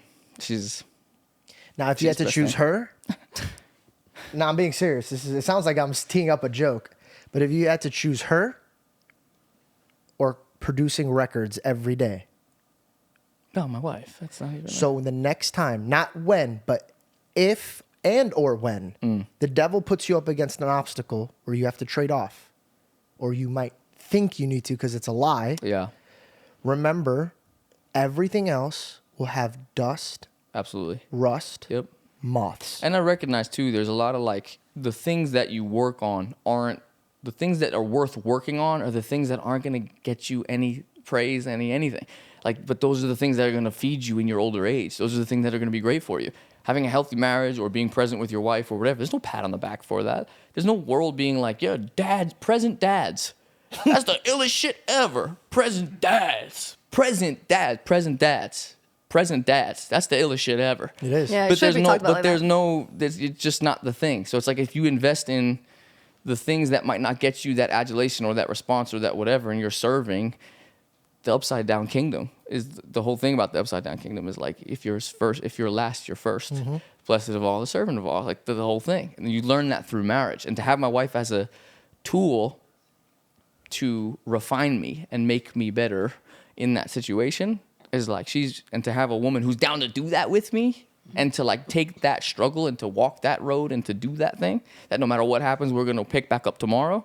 That's a thing of God. She is a present from God for sure. Amen. For sure. Proverbs so said it's the greatest gift from God. Yeah. When you found a wife, a good wife, think about it, bro. You've had a ridiculous amount of success in your field. I guarantee you, if I had to put my money on it, and they're like, if you put Jon in a room and he had to trade all of this out for just one more year with his wife, it wouldn't even be. What are we even talking about? It wouldn't even talk about. Just take it out. And also, too, why am I trying to? I'm speaking to myself. It's like, why am I trying to make everyone like me besides the person that needs to actually like me? If the whole world says Jon's a horrible person and he's this and he's this, but my wife knows who I am, what are we even talking about? So then why am I spending all this time trying to be like, he said I couldn't make it, I gotta prove him wrong, it's easier said than done. Adulation from the public is great, success is great, money is great, but then it's like, you got to watch what you invest in. There's a study. I'm so sorry. I just want to say this so I don't forget. There's a study, and I've said this on another podcast, but it's very, very important for people to really understand this. In your brain, there's lights that flicker, right? So if I'm moving my arm like this, there's a light that flickers that says, "Oh, he's moving his right arm." The light that flickers with anxiety in your brain, there's one bulb that basically flickers if you're anxious or grateful. Grateful. I saw you talk about this with was it Tony Robbins? I believe it was. Yes. Yeah. That was a great one. But dude, 2,000 years ago, Jesus was like, stop being anxious, be grateful. Yeah. Or he knows your body. Yeah. So See, funny enough, that was the approach that we spoke about the first time we talked. Yeah. Where it was like, what should we talk about? Should I burn the house down and talk about all this stuff I've been wronged here and this is how not to, or I'm on borrowed time and I could just come from a super grateful place. I just want to genuinely, what is going on? I keep getting emotional around every corner. I just want to do well. That's it. That's it. I just want to do well. And if I get to wake up and try to do well every day, the win really is doing something excellently. Whether you're pushing a broom, you're on a laptop, you're someone's understudy, you're the thing, you do it well. if you're just doing something excellent, I think it's the secret to it all. Because if you take pride in what you're doing and you do it excellently, you're not gonna chase because trust me, it doesn't change, bro. If you're not, and you know this, it's nothing's gonna fill the hole. Nothing is gonna fill the hole. Nothing. It didn't do it for me. So if you're looking at the spiritual things that will fill you up even greater, you're investing in the proper things. It seems like it's a hard thing to do, but it's like, man, yeah, it's crazy. I'm gonna tell you the thing that my mom told me. Please, mom knowledge. Mom knowledge. Mom, I want all Mom knowledge. Bro. Ready for this? I was in the thick of it, and it was very angry. And I'm a type of dude that I try not to have pride, but it looks like I bathe in it. And if you come after me, fine. You come after someone I love, well, I'm going to jail or the prison, Absolutely. or like a hospital. But like, there's a part of me that's like, I'm ready for war. I want the smoke. I'm here for the smoke. Be angry, but sin not. So I'm sitting here and I'm telling my mom, no, I'm taking action. And my mom goes, what do you think God would want you to do? And the answer is, shut up and be still. Exactly. And if you use your anger to inspire you to, like in your words, shut up and be still, your anger is properly directed. It's an energy source. Healthy passion, for sure. Now, I'm watching you do every amazing step. But I want to tell you the thing that my mom told me, and it is, you gave it to God. Now God's going to be the one that avenges you. Nothing Jon could do. Cat Williams it, burn it down, cool, you're cool for a month, maybe 5. You try to put it in your own hands, you could only swing that sword a certain way. But you say, no, you take this, God.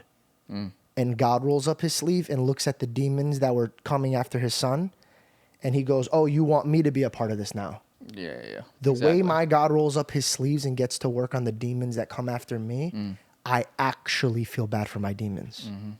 Because you're going up against a thing that could go, shh, you're done. Yeah, I believe it.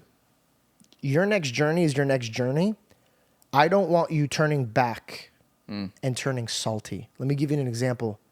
When Sarah was told, don't look back at your history, don't look back at Sodom and Gomorrah, don't look back at the old problems you have, she turned around. She did not listen to God, and she became salt. Don't get salty at what they did to you in the past. Absolutely. Know that God is going to avenge you, and that the light will show the truth, and people will see you for who you are, and God will hold you in his righteous right hand. Amen. Absolutely. It's crazy to think about, too, because it's like, whether my contract was good or not, whether it was right from the beginning or wasn't right from the beginning or whatever, the things that have been afforded to me in the last 6 years have been like, thank God I have these anchors and these things in my life to like not whisk me up into some other thing. I have anchors. So you're right. It's like there's no reason to be salty about any of it. There's no reason to be salty about any of it. We heard what you cooked in the studio, bro. If you had to go through that 5 more times, I'll throw you back into that fire, bro. Like, you get what I'm saying? If you came up, well, I'm on fire. I'm like, nope, I'm not done yet. Just push you back. Do you get what I'm saying? So don't get mad at the situation that God was sharpening you against. Absolutely. Because it was a hard place, but he's just sharpening that sword. Because when you stand before your enemies next, just like, I know it sounds cheesy, but Goku's now fighting, okay, well, you like Trunks. Trunks was fighting in the future a way deadlier demon that he's fighting now. So when he's fighting Frieza from back in the day, he goes, "You're old news now. He's old news. Yeah, my new enemies, you're the bench that I sit on."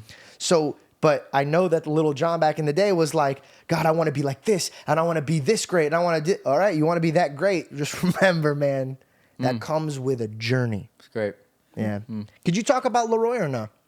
Yeah, sure. So Kid Laroi, for those of you guys that might not know who he is, he's just I see him as in the realm of like Justin Bieber, but a little bit more.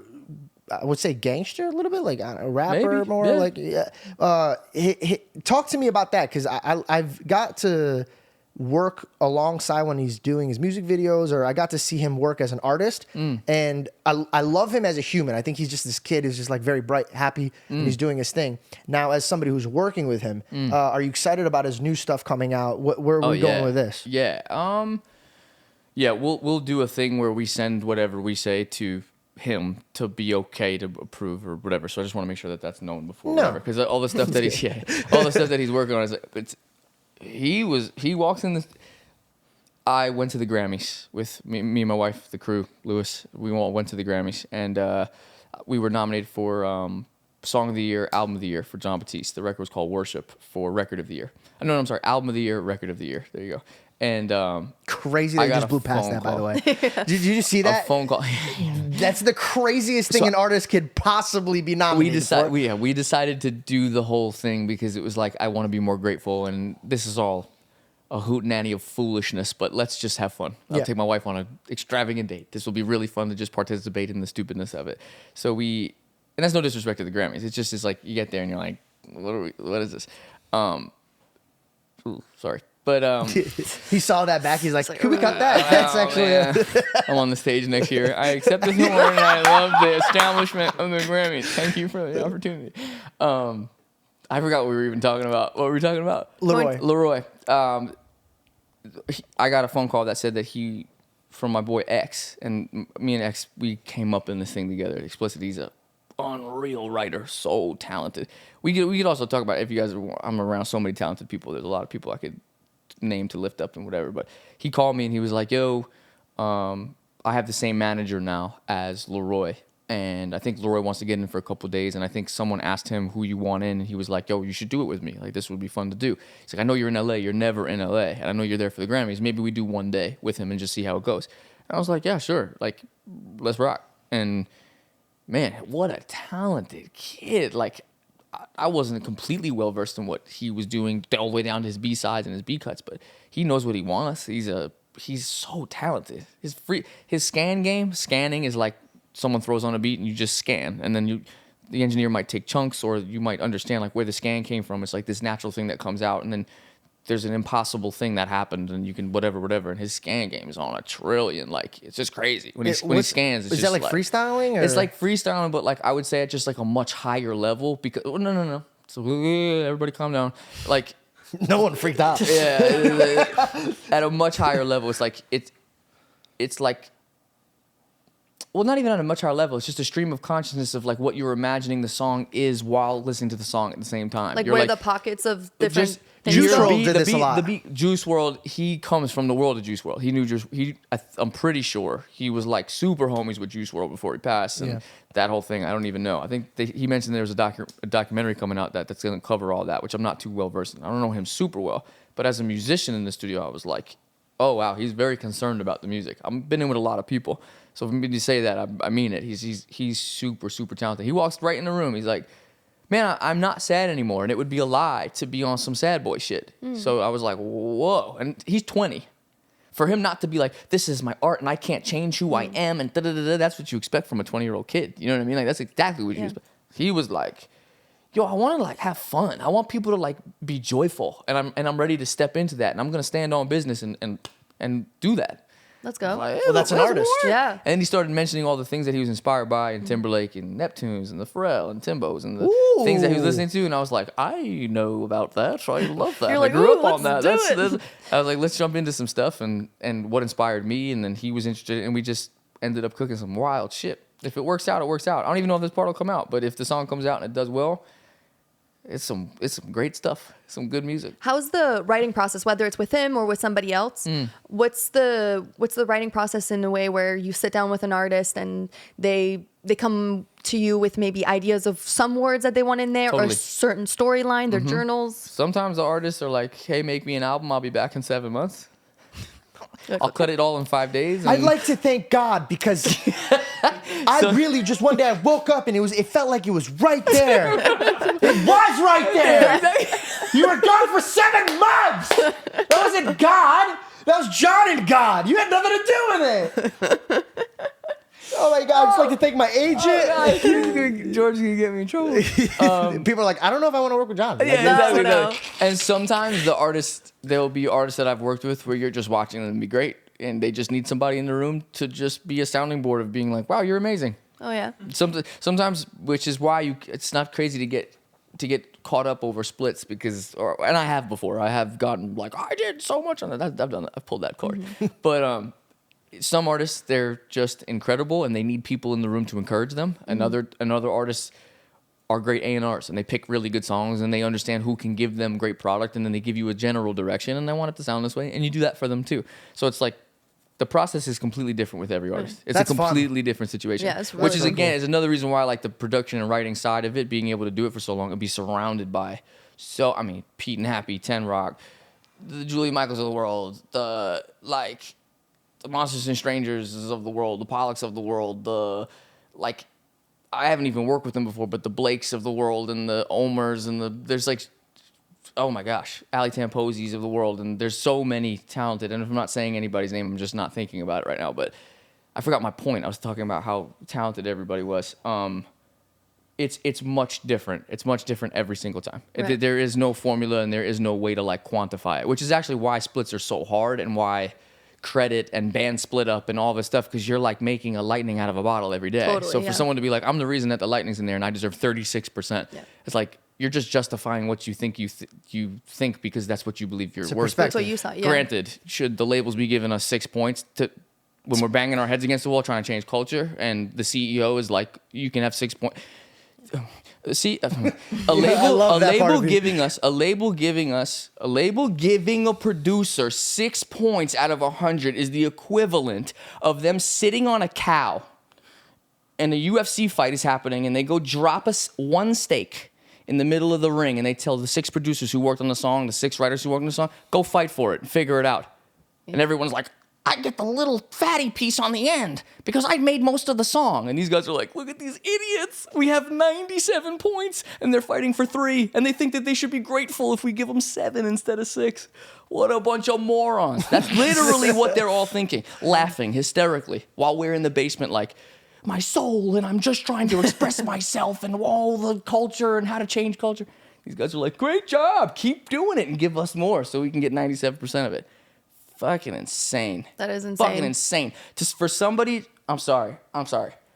For someone to be a producer, and you know how many hours, I'm sorry, you're sitting at that chair and your back's hunched over because you've done it for so many hours. For then you to finally get an opportunity to work with a big artist and the label tells you you're lucky to be working with them, here's 2 points. Go flying fuck yourself. Go flying fuck yourself. Not cool, bro.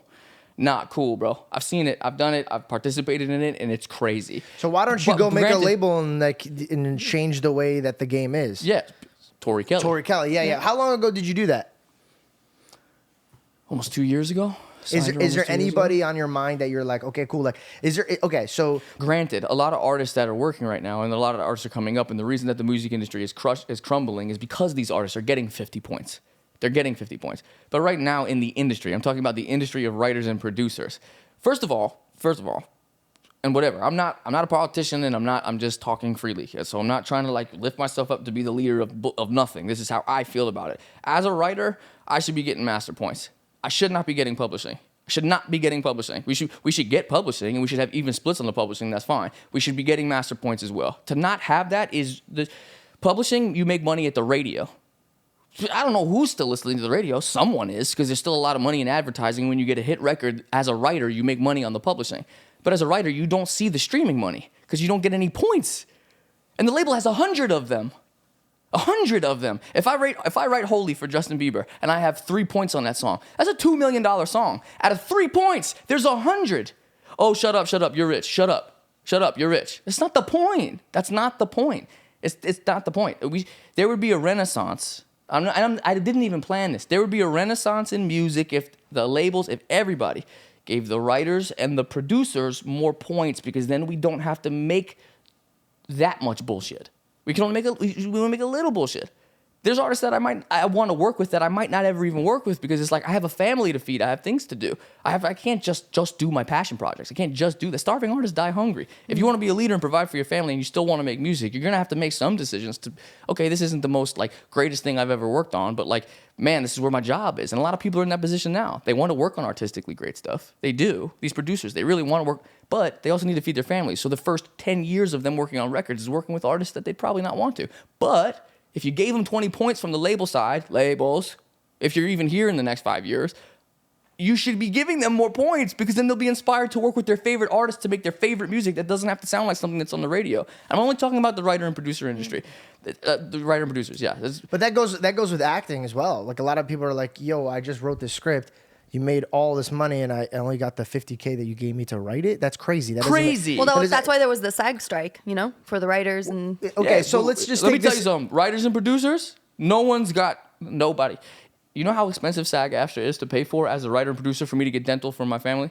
I'm okay. I'm making good money. I've been successful, but I've had to be juggernaut Olympian successful just to have benefits that normal people who work at a dentist office get. And it's like, no, bro. There's no way, bro. None of these writers and producers, they're living on ramen noodles. And then it's like, oh, by the way, X artist who's an enormous artist is going to take 92% of the song you wrote 100% of. You're lucky to have your 8%. It will give you your first check and you'll buy your first home off of it, but just be lucky but then the artist who's eating ramen noodles will always take that deal because they don't have any money. So you're putting them in a rough position. Yeah. That's a tough thing to do. You also said something to me when we were in the studio because I was like, okay, well, why don't you're already at level, just move on.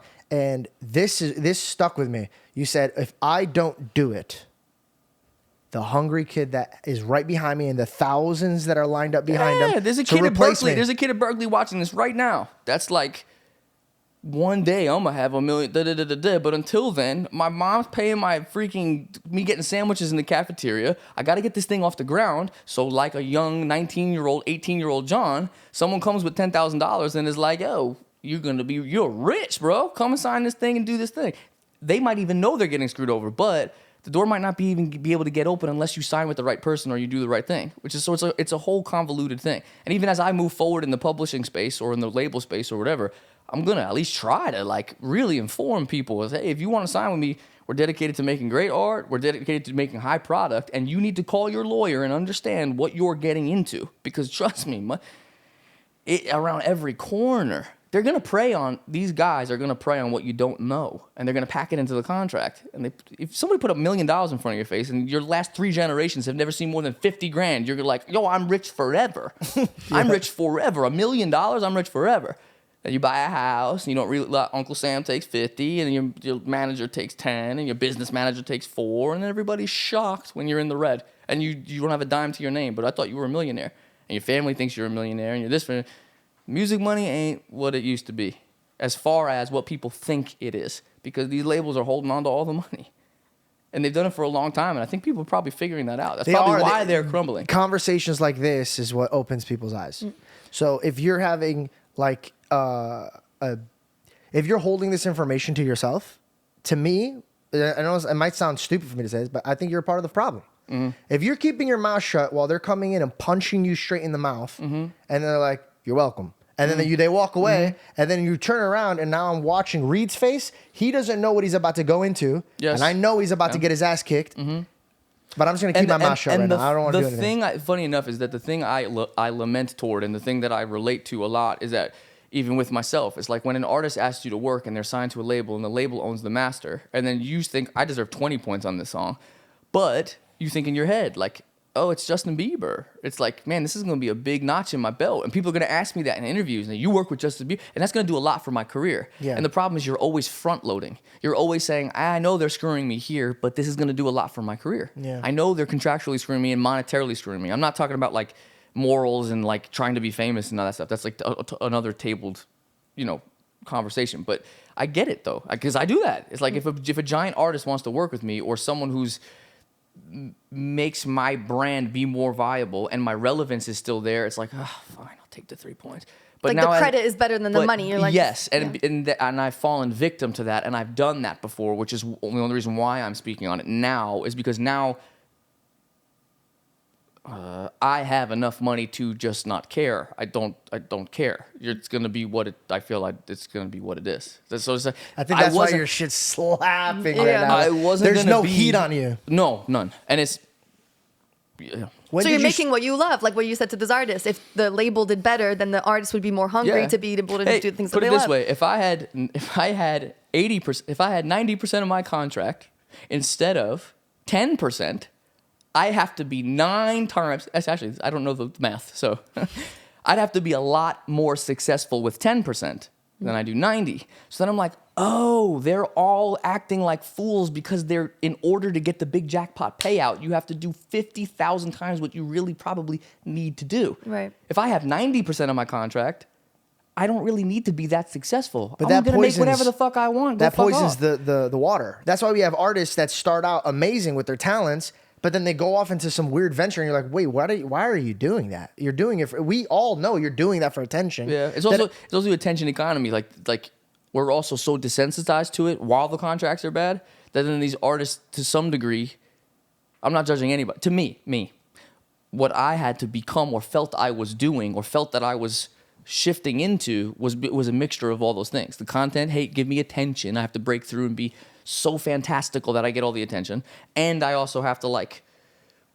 be this perfect tourer and this perfect person for my management and my perfect person for this and for this and for this and for this, that it turns you into a thing that you don't need to be. If we just got the contracts right. Prince was talking about it for a long time. Prince has been talking about it. The Masters. And young kids don't want to hear about it because it's not fly. It's not exciting. It's not exciting. It's exciting when you get dinner with the CEO. They took you to the ill spot and they paid for this $200 meal. One day I'm gonna have it like them. They signed me for $30,000. Yeah, this is exciting because then they get you in with the new artist and then you feel cool being around them and then you're like, yeah, I'll take 3 points. I'm gonna make what off of 3 points? And if the song's a hit, it's gonna go. I'll take my 3.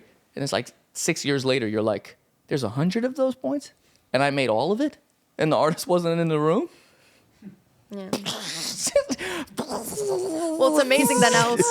Why is she crazy? Why is that guy? Why is she flashing her vagina in the car? Why is this one manic depressive? Why is this one da-da-da-da-da? It's like we should stop looking at the artists. Don't ever call artists crazy. Don't ever call artists crazy. Don't ever call an artist crazy. Don't. Because you have no idea. You have no idea. So it's like you can get on camera and you could be like, I'm this, I'm that, I'm this, I'm that. It's like, I know what I went through, so I'm sure these artists that I work with, man, I just want to do good for you. And that's what's amazing It's about tough you out having here. your label. And then these artists that are going to get to be part of what you have going on. Yeah. You want those me to are do lucky. You want me to do 90% of the song? Let me do 90% of the song for you, because I'm sure it's hard enough. Being whoever you need to be, it's hard enough. So if me doing 90% of it, it's my fault if I'm not structuring the deal where I'm not getting 90% of it for doing 90% of the song. That's my fault. It's not me shitting on you. You didn't even do it. It's like, no. Motherfuckers are signing for $500K straight in the hood, thinking they're rich. It's not gonna be that way. So if I could help, I'll help. That's the right way to go about it. It's funny, I'm realizing this in real time. It's like, say this, it'll make you look better, and but yeah, don't call an artist crazy, because there's a lot going on. And by the way, it's funny. We were in the studio, and we were watching all these reviews of we were reading all these reviews on Sgt. Pepper's Lonely Heart Club Band, and the title was "The Worst Thing the Beatles Have Ever Done." There's a shitstorm of nothingness. It was like this title that I guess was like published in England and whatever. There was probably like 6 headlines. It's probably like 6 headlines. And I'm sure the Beatles felt some type of way about it. Now you get Gamer Kitty XX talking about this shit is the worst fucking album you've ever made. Go fuck yourself. And there's 3,000 of those that the artist is reading. It's like, yo, when you come and work with me, what do you need to do, man? I'm trying to help you out. Yeah. We're in this together. We're trying to survive all of this other things, the canceling, the opinions, We're going to be opinionless blobs in 20 years if we don't let people make mistakes. Right. If we don't have a little more grace with the artists who maybe took too much credit for the thing because their ego's broken because they're trying to remain famous and It's like, man, all that to be said, I get to work on music every day. I'm in. I'm grateful in a minute. I'm sorry, that was a wild tangent. No, but that was so well explained. And I think that's such a good thing for everybody to hear and understand, because you just gave everybody understanding and softness now for those artists. Like, you just opened up that door, and I think that's Well, I don't really want to be Empathy. soft on them because they're making the money. The whole podcast that you be doing with everybody is saying that the money doesn't change people. That's the whole thing. That's the whole concept. Jim Carrey's, I wish everybody got rich so they could find out that it doesn't mean shit or whatever. I'm paraphrasing. Literally, but I think that was verbatim. yeah, it's like we gotta just cool it. Everybody needs a little more space But the to like best be way, wrong. Like, the best way to preach is by action. and now you're taking that action. Yeah, I want So to. let's talk about the new action. We got the new album. Sure. When did you start working on it? Officially, probably like 3 months ago, or 2 months ago, or whenever The song you Lewis showed came us? downstairs. Yeah, That Lewis was came- just 3 months ago. You gotta understand, Lewis came downstairs and was like, "Yo, you now are making the huge chunk majority off your own music. Like, maybe we could get back." I was like, and then I started just cooking because it was like, oh my That's gosh. insane you made that in that quick of a time. And what's so much fun and so exciting is like I've picked up so much in 6 years. My taste has changed completely. What I'm into, what I'm not into, what I think is really cool and what I think is not cool, what is tasteful to me, or all that different stuff. And I was saying to you yesterday, it's like I feel like for 6 years I've been in the gym just crafting product and making song for the hyperbolic intro time chamber. Exactly. Oh my god, that's so good. I just nerded. I was about to get nerdy quick. Yeah, exactly. It felt like that. It felt like that way. And then I was blessed enough to get the product that I was working on and the shoe that I was working on. The best athletes in the world were wearing the shoe. It's like, and then you get to see in real time what works and what doesn't, and where culture's at and whatever. So it's just an exciting landscape to be like, and now no one's gonna tell me shit, and I could keep my head high knowing that the work I'm putting in for my family, I'll be compensated properly for it. That's a huge factor. It's like, well, even though you're getting 90, you should have kept working. You weren't getting 90% of your contract. You should have. If it's not about the money, why didn't you just keep working on it? It's like, well, to say that I don't care at all about making money off of what I'm working on very hard for and dedicating my whole life to is silly to say that, like, I don't care about that. Well, So even it's if it has nothing to do with money, take money out of the equation. I don't think anybody could go into work knowing that the people that they're working with them are open-mindedly screwing them. Exactly. It's just Exactly, weird. exactly. You don't want to. It's like a marriage. If I'm with my girl, like, yo, I love my girl, but she cheats on me. What am I doing here? Exactly. And there's a flavor too that I want to make sure I'm like putting my stake in the ground in as well. This is also the norm of the industry, and these people are trying to make livings. And the more compassion I have around the situation is like, I don't necessarily even think that they were like had fangs and they were like trying to screw me over, but like maybe some of them are willingly doing that, and that makes me angry. That would make me whatever. But like, you know, they're just, everyone's just going off the norm. It just so happens that the norm in this industry for writers and producers and creatives is just so stupid. It's the dumbest. You know who's super poignant to speaking about this? Russ. Russ is. I've never met him, never had a conversation with him. I know nothing about him, but from the distance, I've seen things when I'm like scrolling YouTube on my TV because I don't have the app because you were making fun of me for it. But he pops up and he's talking about this stuff, and I'm like, there we go. Like, Love you Russ. wonder why he's a little crabby. Like, you wonder why he's a little crabby. He's got a little bit of an attitude about what he's saying. It's like he's trying to shake the shit out somebody to be like, hey, oh, it could be different. Wake up. But you know what's even cooler though? When you could do it without any bitterness. Check this out. If I got it, but then I'm giving the information to read so he doesn't get that pain, he doesn't want to hear me if I'm just bitter because I'm ruining his dream. Totally. Here's the wisdom. I don't want to take hear the gem. that, Take the right? gem. Absolutely. Absolutely. But if Whew. that's why God Fire, says when fire, they fire. hit you on this cheek, you give him the other one. Nothing is more intimidating to a man than when you hit him and you're like, oh, that's it? Absolutely. So when you go, oh, you guys are messing with me here, you're taking advantage of me here, that's cool. If that's how you guys want to go about it, Yep. that's totally fine. I'm going to call you out on it.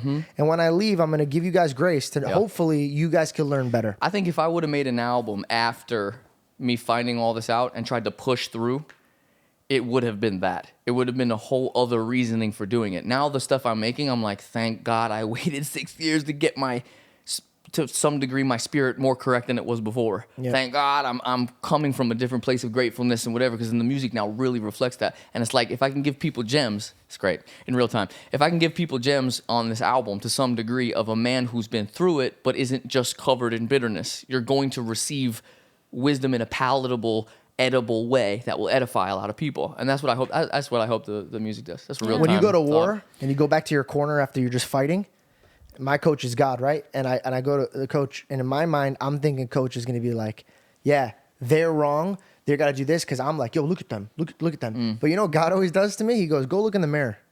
If you're not winning the war, it's you. It's not them. Whoa. And I go, okay, well, what does that mean? He goes, well, you have limitless everything.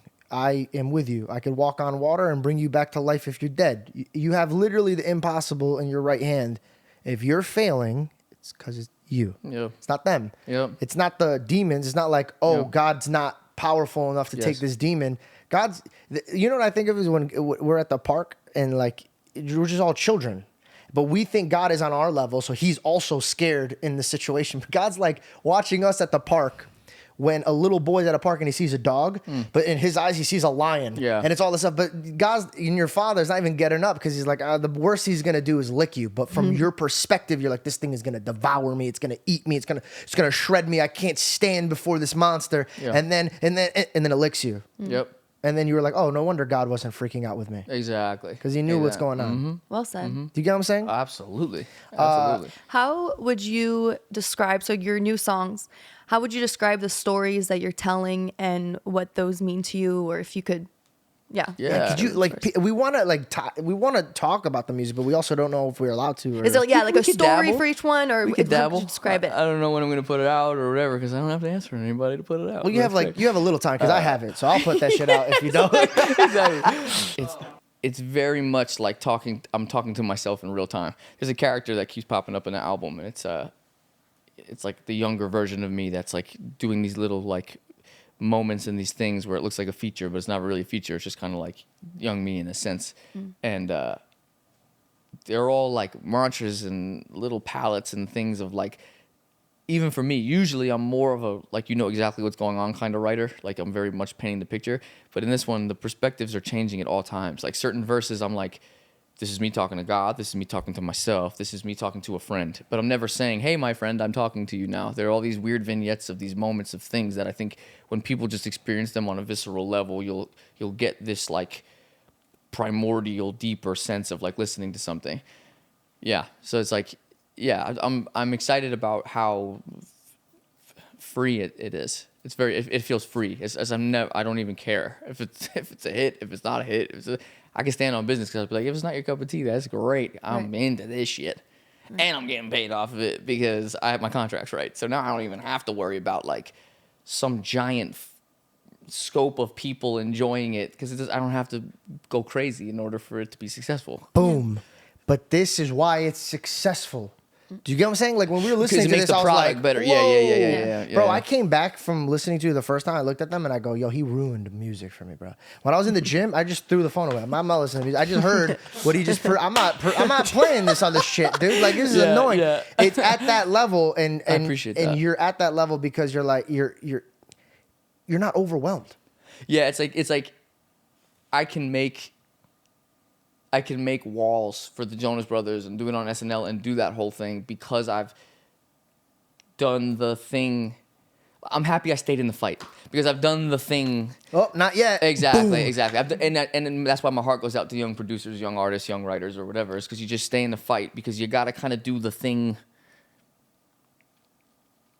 I'm at a different place, and it's like I wouldn't say it's a cheat code because somebody might listen to the music and be like, it's not for me. So I'm not gonna say it's a cheat code, but it's almost unfair because it's like I have no fear of commercial success. I have no fear of my contract, of it being a hit record. All those things are gone because I put through the work and gone through that ringer to have the freedom to make what I want to make. So you're right. Grateful. It's an advantage. You're in a grateful standpoint. Exactly. And when you work with grace, you're working with God. So let's take a step back. When for example, you gave me a compliment, and I want to highlight this, right? You said, man, when you were talking, I could tell it was God speaking through you when it came to an episode we were talking about. That Tate episode? Yeah.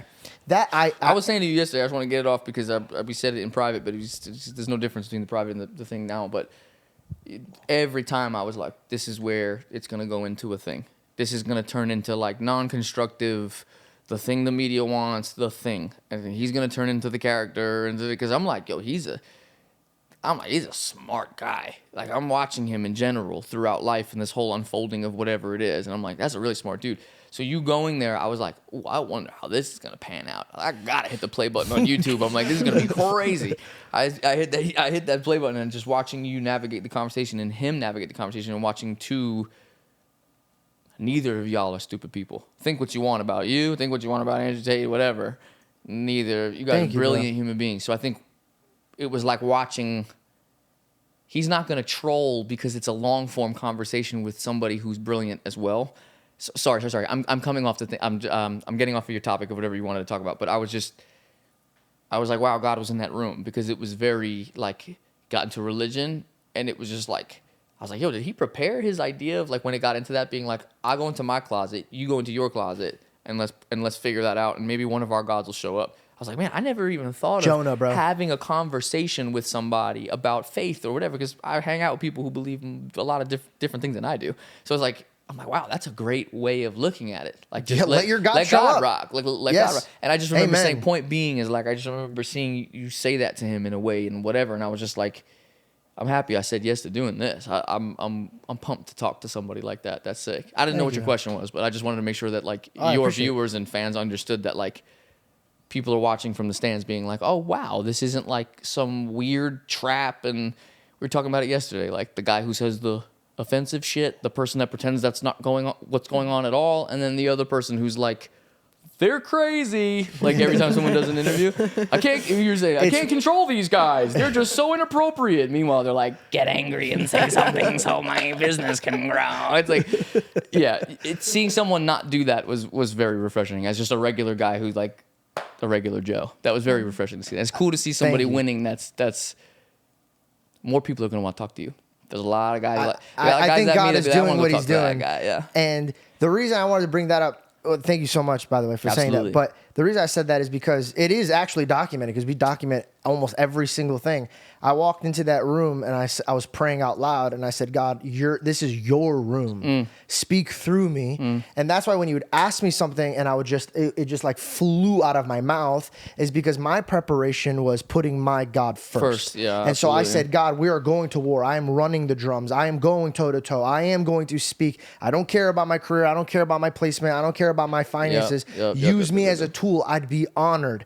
And when people come up to me and they say that, I say, save your compliments. It ain't me. It's all the King of Kings. He just placed me. I was a amazing. utensil. amazing. When people go, oh, I started my relationship with God because of you. No, you didn't. My lips, I'm the messenger. If you ain't going to shoot the messenger, don't thank the messenger. I'm just a vessel. Now, before I get to work, I present it to my God. Is there a realm that you do that with your music? Yeah, I've had to learn to do that. If what I'm making every day is just an offering, that's all I'm doing every day. Is it a prayer? Is it like a breathing tactic? Like how do you invite him in? Like how does it look like? I think at times, generally, I could do a better job at inviting him in 100% of the time when I'm working. That's for sure. I'd love to be consistently imagining everything being ran through the guise of what God would want me to do. You know what I'm saying? But I think because he gave me the gift, I feel something with me when I'm working all the time. I'm like, ooh, that's that thing that I like. I can't believe I get to interact with this thing, this idea that pops into my head or the whatever. That's why I come back every day. So I think I just think of it, or now in my older age, I try to think of it as an offering. It's just like when my son brings me a crayon. It's not even a crayon thing. This is like I'd be lying. He's not old enough yet to like show me a picture.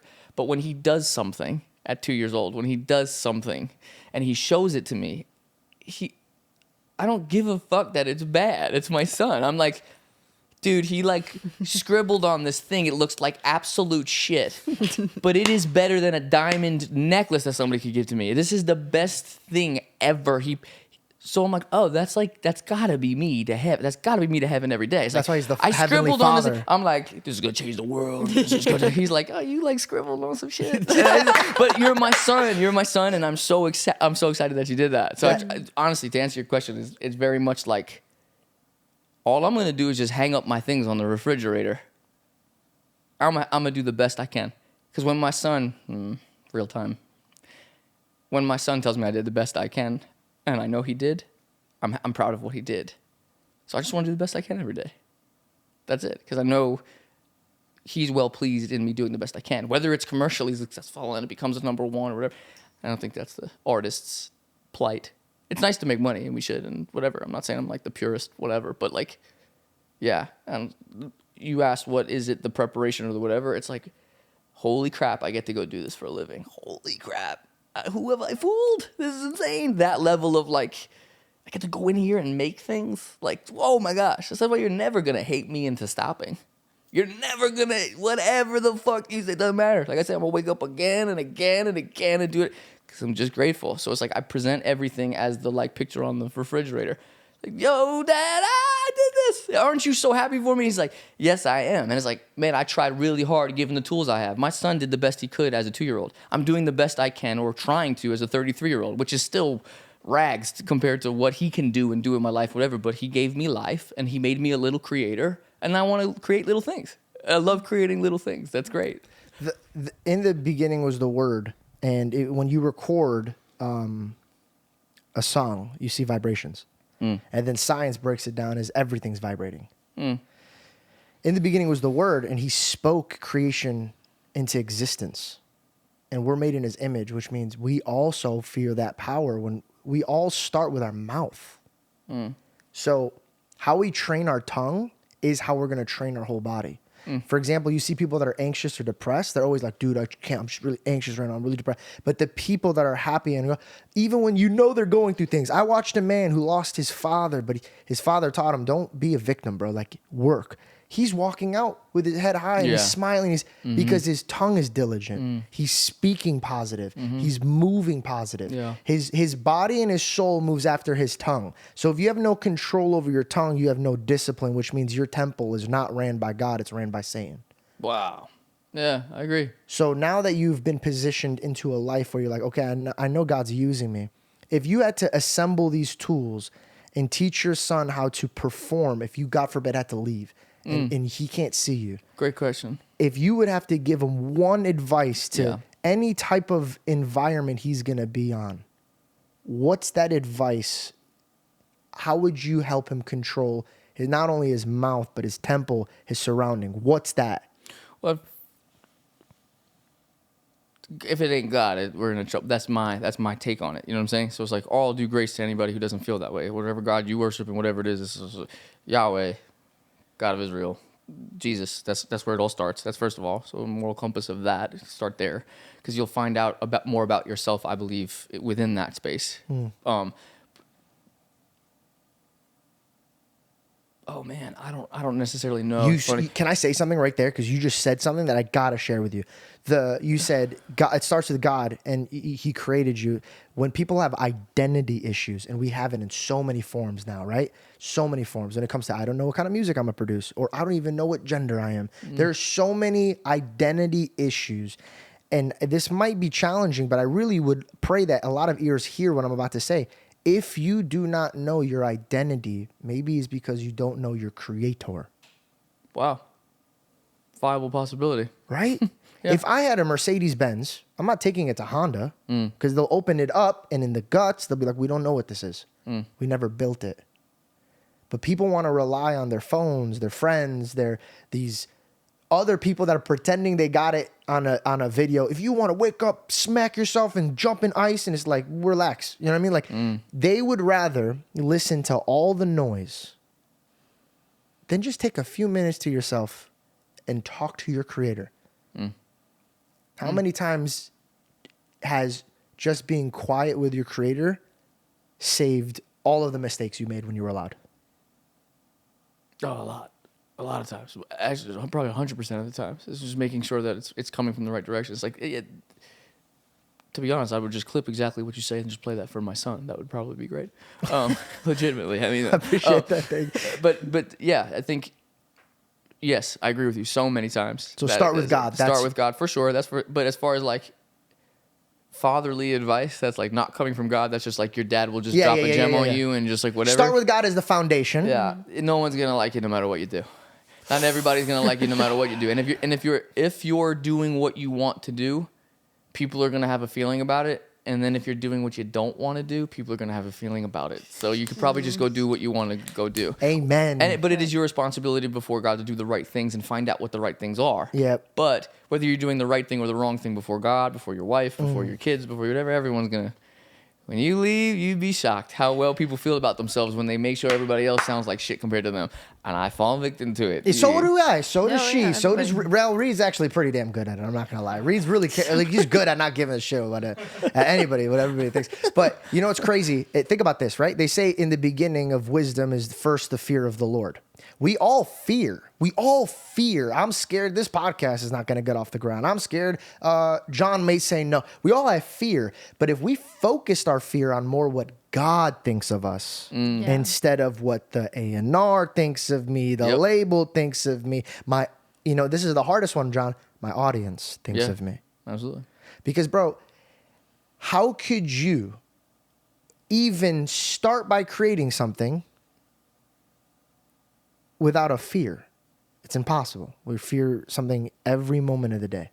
But if I focus that energy on like, oh, I fear what God thinks of me, then when so-and-so brings up something to me, if I train this muscle enough, then I'll look at them for what it is. And it's, you're projecting what you hate about yourself. You're focusing on the right fear. Yeah. And I understand you're hurting because I acted that way. So now I'm going to show you grace, but I'm going to go right back to my God. And then that person that was throwing out that thing goes, wait a second, he's not playing ball with me. He's okay. In fact, he said he forgave me. What are you on, bro? You shall know them by their fruits. So when I eat John's fruit back in the day when he was working with the label and he was scared and he was miserable and he was frustrated, I'm like, okay, I don't want this fruit. But now when you come out with that new album and your fruit is rich by God's favoring and I ate it, I need more of that fruit. I love that. Yeah. And I would agreed. Yeah. It's so funny. It's like you're trying to like, I want a podcast and you add to that. It's like, no. Bullet point, period. I agree with that. I think too I hope the nugget I would give to my son too is that I just hope you know that there's nothing you could do ever that would make me run from you. Ever. That no matter what it looks like, no matter what you think, you can't tell me. And it's like, and I hope I'm present enough while he's young to believe that in his heart so that he can confide in me and tell me the things that he feels weird about or awkward about or whatever, because he's my son and I love him. There's no other thing about that. So I just would want him to know that, like, you don't have to be good enough to go do the thing. Just go do the thing. What if you messed up 1,000,000 times? And what if he hated you? If I'm really understanding the prodigal son and really understanding like Jesus or whatever, if I'm really doing that, 1,000,000 times, a million times. Amen. And I love by you the brought way, the prodigal son. I was about to bring that verse up. By the way, I've seen it in my own life where people in my life have frustrated me or done something what I perceive to be the wrong thing so many times that I have been like, that's it. There's no whatever. I cannot forgive, and it's not the place to forgive. And sometimes there is a healthiness to putting people in a proper position, because if someone's gonna come steal from your house and they do it 99 times, then you shouldn't invite them over. 100%. You know what I mean? Like there's rebuking and setting boundaries. Exactly. And like, yo, you can't touch my family. There's obvious common sense when it comes to war. But if it was 1,000,000 times, but this is your son. And by the way, I didn't really understand that until I had a son. Yes. Once I had a son, I was like, oh, this whole thing makes... And then it made me even more confident that, wow, a son is a thing from the Creator. A wife is a thing from the Creator. Because I've learned things about myself and seen myself in a light that, the relationship between... It's a reflection. God and me, and it's a big reflection. And then you see yourself in a reflection. And when you see yourself for what you really are, you could do the work. If you're blinded to your reflection, you're not going to be able to even understand how to trim the hedges and become the thing that would make you humming at the highest level, vibrating at the highest level. Flip it now. When you reflect God... Say it again. So you are a reflection. So when you see your son, you're seeing that reflection. Like, oh, I understand the unforgivable. Like, it's just like, I will love you. There's no way you could go too far. And then flipping and understanding my position within God. So yeah, now absolutely. when another man sees you and you claim that you're Christ-like, but then you don't act Christ-like, then they're like, I don't want anything to do with Christ. But I think there's a lot of, myself included, there's a lot of men and women out there that are very... I wasn't Christ-like, therefore I'm not good enough to And the key is you were never good enough in the first place. The key is that you're never good enough in the first place. I need to bring up the prodigal son verse. I have to say. Oh, please do. But I would tell my son, I would absolutely tell my son that there's nothing he could ever do. There's nothing, no matter what. You love him forever. Because I do. And then I'm like, wow, if there is a God, there either is one or there isn't. That's for sure. And if there is, the way I feel about him, if I was made by a creator, he has to feel a through line of what I feel for my son. More. Which makes me then be like, there probably could be a creator. Way more. Cue every person who wants to debate and that. I'm not, whatever. No, I'm forget just the saying, debating. like, Let's just talk. When I look at my son, I'm like, there's for sure a through line here between my dad's dad times a bajillion. to all the way to God that we're experiencing the through line. And when I look at my son, I'm experiencing the through line of fathers all the way back to Abba, Daddy, the Abba Father. I know I'm going because I feel the realness within looking at my son because I know that there's fathers and there's sons and there's a real thing that's happening. That's just, and then again, that's just my take on it. And it's a beautiful take. Yeah. And stop apologizing for your take, bro. For somebody who owns a lot of reasons to brag, you brag none, and you're like very apologetic for your point of view. I know, I gotta stop apologizing. The prodigal son, and I can't wait to share this one. It's a story in the Bible. It's a parable, and a king or a owner of a lot of land. He has a field. He has 2 sons, and he's like, you know what? I'm not gonna wait for later to give you guys your inheritance. I will give you guys your inheritance now. One son goes, thank you, Father, and goes right back to working for his father. Humble, dedicated, diligent. The other son goes, peace, I'm out. And he starts spending his money. Let's make it modern times. If this kid was around modern times, he's at the strip clubs. He's doing drugs with his friends. He's slaying all these girls that he's always wanted to slay. And then slowly the life started getting harder because he's working more with Satan and he started losing things and all the promises is gone and all of the visions that he has is gone. And now he's left with nothing. And he's alone. And nobody's to blame besides him. It was your decision. You did this. And when he was by himself, broken, scared, lost, and lastly, hungry. He goes, man, my God or my father gave me everything. I'm not worthy to go back to my dad and ask him for forgiveness, but I know that the slaves, the servants that work for my father, they eat better than me now. So let me go back to my dad, even though I'm not good enough, even though he should spit in my face when I show myself. Let me go beg him. Let me work for you.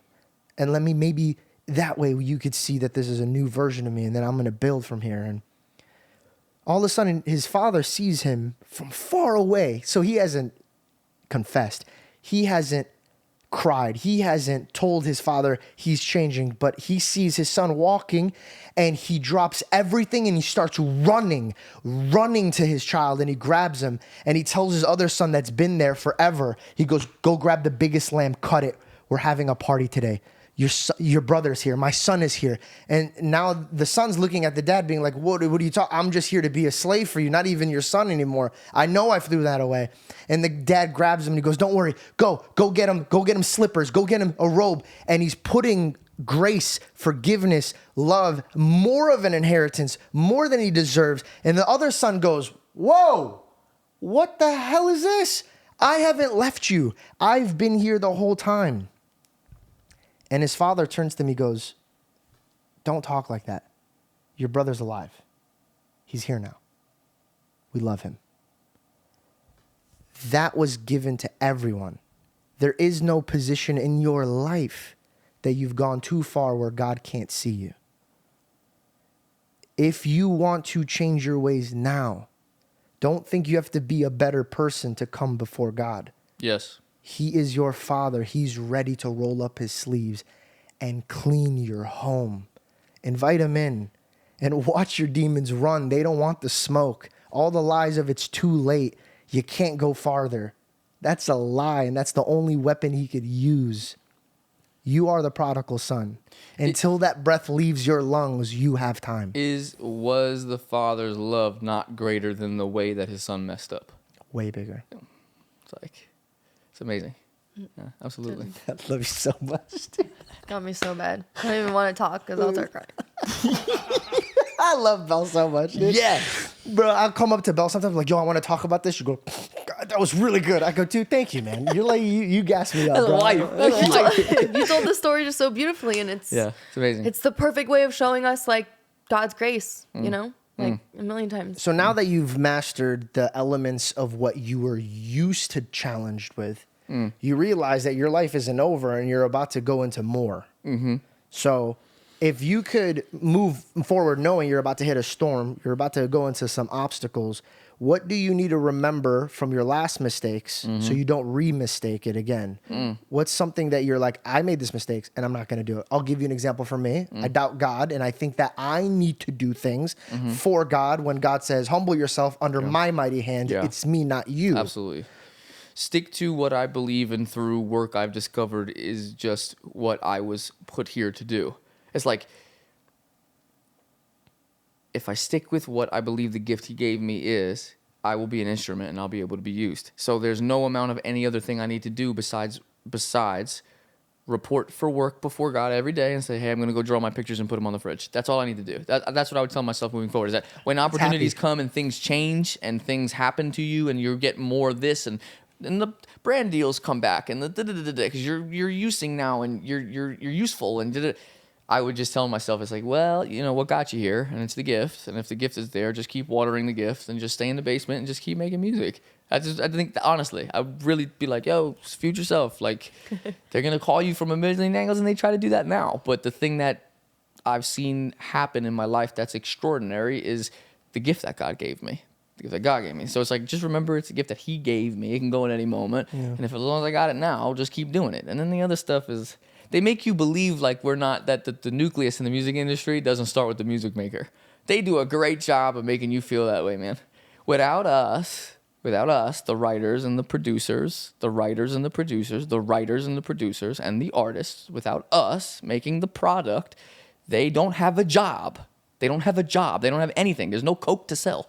They might make the bottle and make it shaped up, but without the Coke, no one's able to drink it. We make the Coke. So it's like, I would just tell myself, keep making the Coca-Cola. I want to be a Coca-Cola guy, a Golden Goose guy, whatever. Is that when you're pulling things out the sky and you're going all the way into your psyche and you're searching your soul in creativity to go take a nugget back to show the world. I dove into my deepest fears and my love life and I dove into it and I went to this unattainable place and I wasn't able to grab all the diamonds, but I came back from the spirit realm with this little nugget. How crazy is this? When we're doing that every single day, they're not going in and doing that. The CEO that wants to give you 50 grand and make you think that you're rich, if you're confident in yourself, just keep doing the thing that you're supposed to be doing, and that's making the product. If you're a writer and a producer, all you're doing is making the product, is making the expression, is making the thing on the page that we're presenting to our dads as 2-year-olds. The thing that we're making every day, if that's what you were meant to do, just keep making that thing and get great at that thing. Everything else will fall into place, and fall in love with the process of doing that thing. There's no real ending. That's another thing too. There's no like end goal here. It's just like running the race, and then how much can you enjoy running the race? Life, you're not going to get to a place where life becomes easy. You're going to get to a place where the hardness of life you're better prepared for, because the hardness is coming whether you want to or not. You could isolate yourself and you could lock yourself in a room and not want bad things to happen to you, and then nothing will ever happen to you. So it's like there's a whole angle there of just making sure. I would just say make sure that like I would tell myself, just stick to the gift, just stick to the thing and just head straight and just do the thing every day, and other things will happen. And also make sure you're always watering the seeds of the things that will come back to you in tenfold, which is your marriage, your relationship with your sons, your children, your relationships with your family, your friends, the things that you should really be watering, your community, your health, water those things, because 20 days of being healthy and then will better prepare you for the one day you got to be unhealthy in the studio and go long hours and whatever. So it's just like, live a long, hearty, healthy life. That's some bullshit. I'm going out early and I'm going to be unhealthy because I might as well enjoy my life. It's like, no, you'll enjoy your life more if you do the things that aren't as fun now, because you'll reap the benefits of them later. They're just hard to do because they take a super long time. There's no Instagram feed or a little clip that's going to give you enough knowledge to do that. You got to just wake up and do it, and just do it. Wake up. 100%. Wake up, yeah. A little sneak. Cut to the... Yeah, this is the song. This is the magic. Spin that record. Sorry. I just have to I want to follow, and then I'll pass the baton right to you. it. Dragon Ball Z. Yes. I gotta get. Yes. This is the episode, bro. He told me this is who he is off camera. I said, yo, that is the craziest shit ever. He goes, it's yours after the podcast. So. Yeah, and he only said that just to stabilize it. He goes, we talked about this. Give me the shirt. I'm getting that. I think it's so sick. Dragon Ball Z taught me a lot, and thank God I grew up watching Dragon Ball Z, because you are what you consume. And what I loved about Goku, and I'm loving that we're talking about it now in honor of the man who created it, but. I actually got emotional him passing away. My wife told me. She was like, I felt like he your raised me, favorite bro. show, the guy who made your favorite show, I think he passed away. I was like, oh no. Drop it on me like that. Yeah. The one thing that I learned is every enemy that Goku went up against ended up being his friend. Yes, which is my favorite part of the show. Because they were misunderstood. Yeah. He not only finished them off and beat them, but he showed them by example what you could be. Mm-hmm. And that's why I love the dynamic. When I first watched Vegeta, I was like, this guy needs to die. And now I'm like, oh, thank God, he was so misunderstood. But that taught you that like the people that you dislike might be hurt. Yes. You might be seeing it from your perspective, but you've never seen it from their perspective. Mm-hmm. That's one. Mm-hmm. It's a great takeaway. And then 2, when the next enemy comes, Goku may have never thanked his previous enemy, but that always brought him to be strong enough for the next one. So that enemy that you have that you're dancing with, that obstacle, that maybe even an illusion, maybe it's just more inner than it is outer, but that thing that you're up against, God didn't just throw you into the wilderness and says, you deal with it. He's like, no. This is what you have to go up against to go to where you want to be over here. And Yeah, if I was to tell, it's a great point. It's like if I was to look back 20 years and just be like, yo, trust me, like X, Y, Z, you know what I mean? It's like, in that sense, it's like, everyone, it really is true, and I'm sticking with it. Everyone has the feeling of the thing, that if everyone knew the exact depths of the things I've thought in my brain without asking my brain to think it, or the things I've done in my past, or the things everyone's in the same boat. It's just like, how fast can you realize that it's like, this just in, I'm like a regular person. yep. This is just in. This is just the fucking breaking news that everyone's so scared, myself included, to. The headline can't be this just in, I'm imperfect. The headline can't be this just in, I've made a mistake. The headline can't be. And I think a lot of great art will come from a new awakening of people being like, oh, like you're not gonna scare me into being an opinionless like thing because of people might find out that I'm not perfect. It's like anybody telling you they are is like. But take dude, that out would the you freaking rather window. die? Say the worst case scenario, they kill you for your opinion, right? Would you not want to die knowing that you at least spoke what you really felt? Yeah. Versus somebody else's, which you didn't. Do you get what I'm saying? Yeah. And then the last thing before I pass it, because I'm so sorry, but I'm sorry. if you're investing your soul into it, right? And your soul's forever. If you invest your life into the music industry and not God, that's gonna die out when the music industry dies out, because it will come to an end. Oh yeah. But God is forever the same yesterday, today, and tomorrow. So I'm banking on the guy that's forever and always. My eyes are on him. Oh, I start feeling better. My eyes on her. Oh, my surroundings better. My eyes are on you. Everything's coming to life. Oh, I forgot. You're the creator of life. So why am I scared of death if you're the creator of life? Like if she just died right now, and we can't bring her back, we'd all cry, we'd all mourn, we'd all freak out. But if she died and then we could just bring her back to life, no one's gonna miss a beat. So why do we get scared that a situation's gonna come to an end if our creator could bring it right back? My mom said, if God says action, who has the authority to say cut? No one's above God. No one's bigger. And if he wanted to, no one's under. He's the Alpha and the Omega. That's why when people are like, why are you so invested in God? It's like, bro, it's a freedom. It's not on me anymore. You're holding the world on your shoulders. That's heavy, bro. No, thank you. Yeah, exactly. I'd rather be the kid enjoying the ride and being like, this is lit. Yeah. Instead of the kid being like, we're going to die. I'm like, dude, relax, breathe, put your hands up. And put your hands in the... And I'm scared. Okay, go ahead, please. But actually, you know what's beautiful about what you said about Goku and how he takes his enemies and he turns. This is not what I want to say, but I got her on Dragon Ball Z, by the way. I love it. yeah, he really got me on it. I never watched anime and then this out. Anyways, but how Goku takes his enemies and makes them his friends. And what's cool about that is that the logo, you know, the symbol that Goku wears on his gi and stuff like that, it means wisdom. Really? Yeah. And I Learn think something new Goku every has day. the most wisdom. I love it. Yeah. Was that what I'm you all were about about to it. bring up? No. It was a thought because of what you said. Oh, okay. That What one's were you added. gonna say? So what I was going to say was that I want to know about the performance aspect of things, right? Because you have this new incredible music that you're going to have. You're going to be able to perform for your audience. What does that look like for you? Do you get excited about the performance, about standing on stage? And I get excited about it if I can be more excited about it now that I'm out of my Live Nation contract. yeah. Because it's like, maybe I'll just do one show. Maybe I'll just do 3 shows. Maybe I'll just not do any shows at all. When it's different when you own the music and your contractual obligations are just like in your favor. If I'm not signed to anybody, I might be able to approach a Live Nation and be like, I want 40% of the Peanuts parking and alcohol. But we don't do that. It's like, all right, I'll go do a show at a park. Yeah. And charge $20 for that and put the whole show on myself. I don't know. I'll figure it out how it goes. Yeah. But I love performing. It was the whole other stuff that really gave me anxiety, Yeah. which meant that like performing in general is like Tainted. I hope that anybody that ever came to a show of mine, I gave it everything and I had a blast with the fans and whatever. I had a blast with them. But it's just the process of the waking up and the traveling and the feeling like crap and the whole thing. It's just like it's hard for one man. It's hard for me. It's very hard for me. So whatever it looks like, I want to do it in a way that like only gets me excited and only makes me happy and only is like healthy for me to do, to be like, I'm just enjoying this 100%. I'm not particularly working. It's like, well, you got to work and da da da. It's like, well, no, I've already worked. And now I get to do this and do. I get to almost like, if I happen to be extraordinarily talented, it's almost like a thing where I can pimp my gifts to make my life work around how talented I am now. I don't have to, because if I know who I pimp my gifts, What does that mean? It's like if I can pimp my gifts to be like,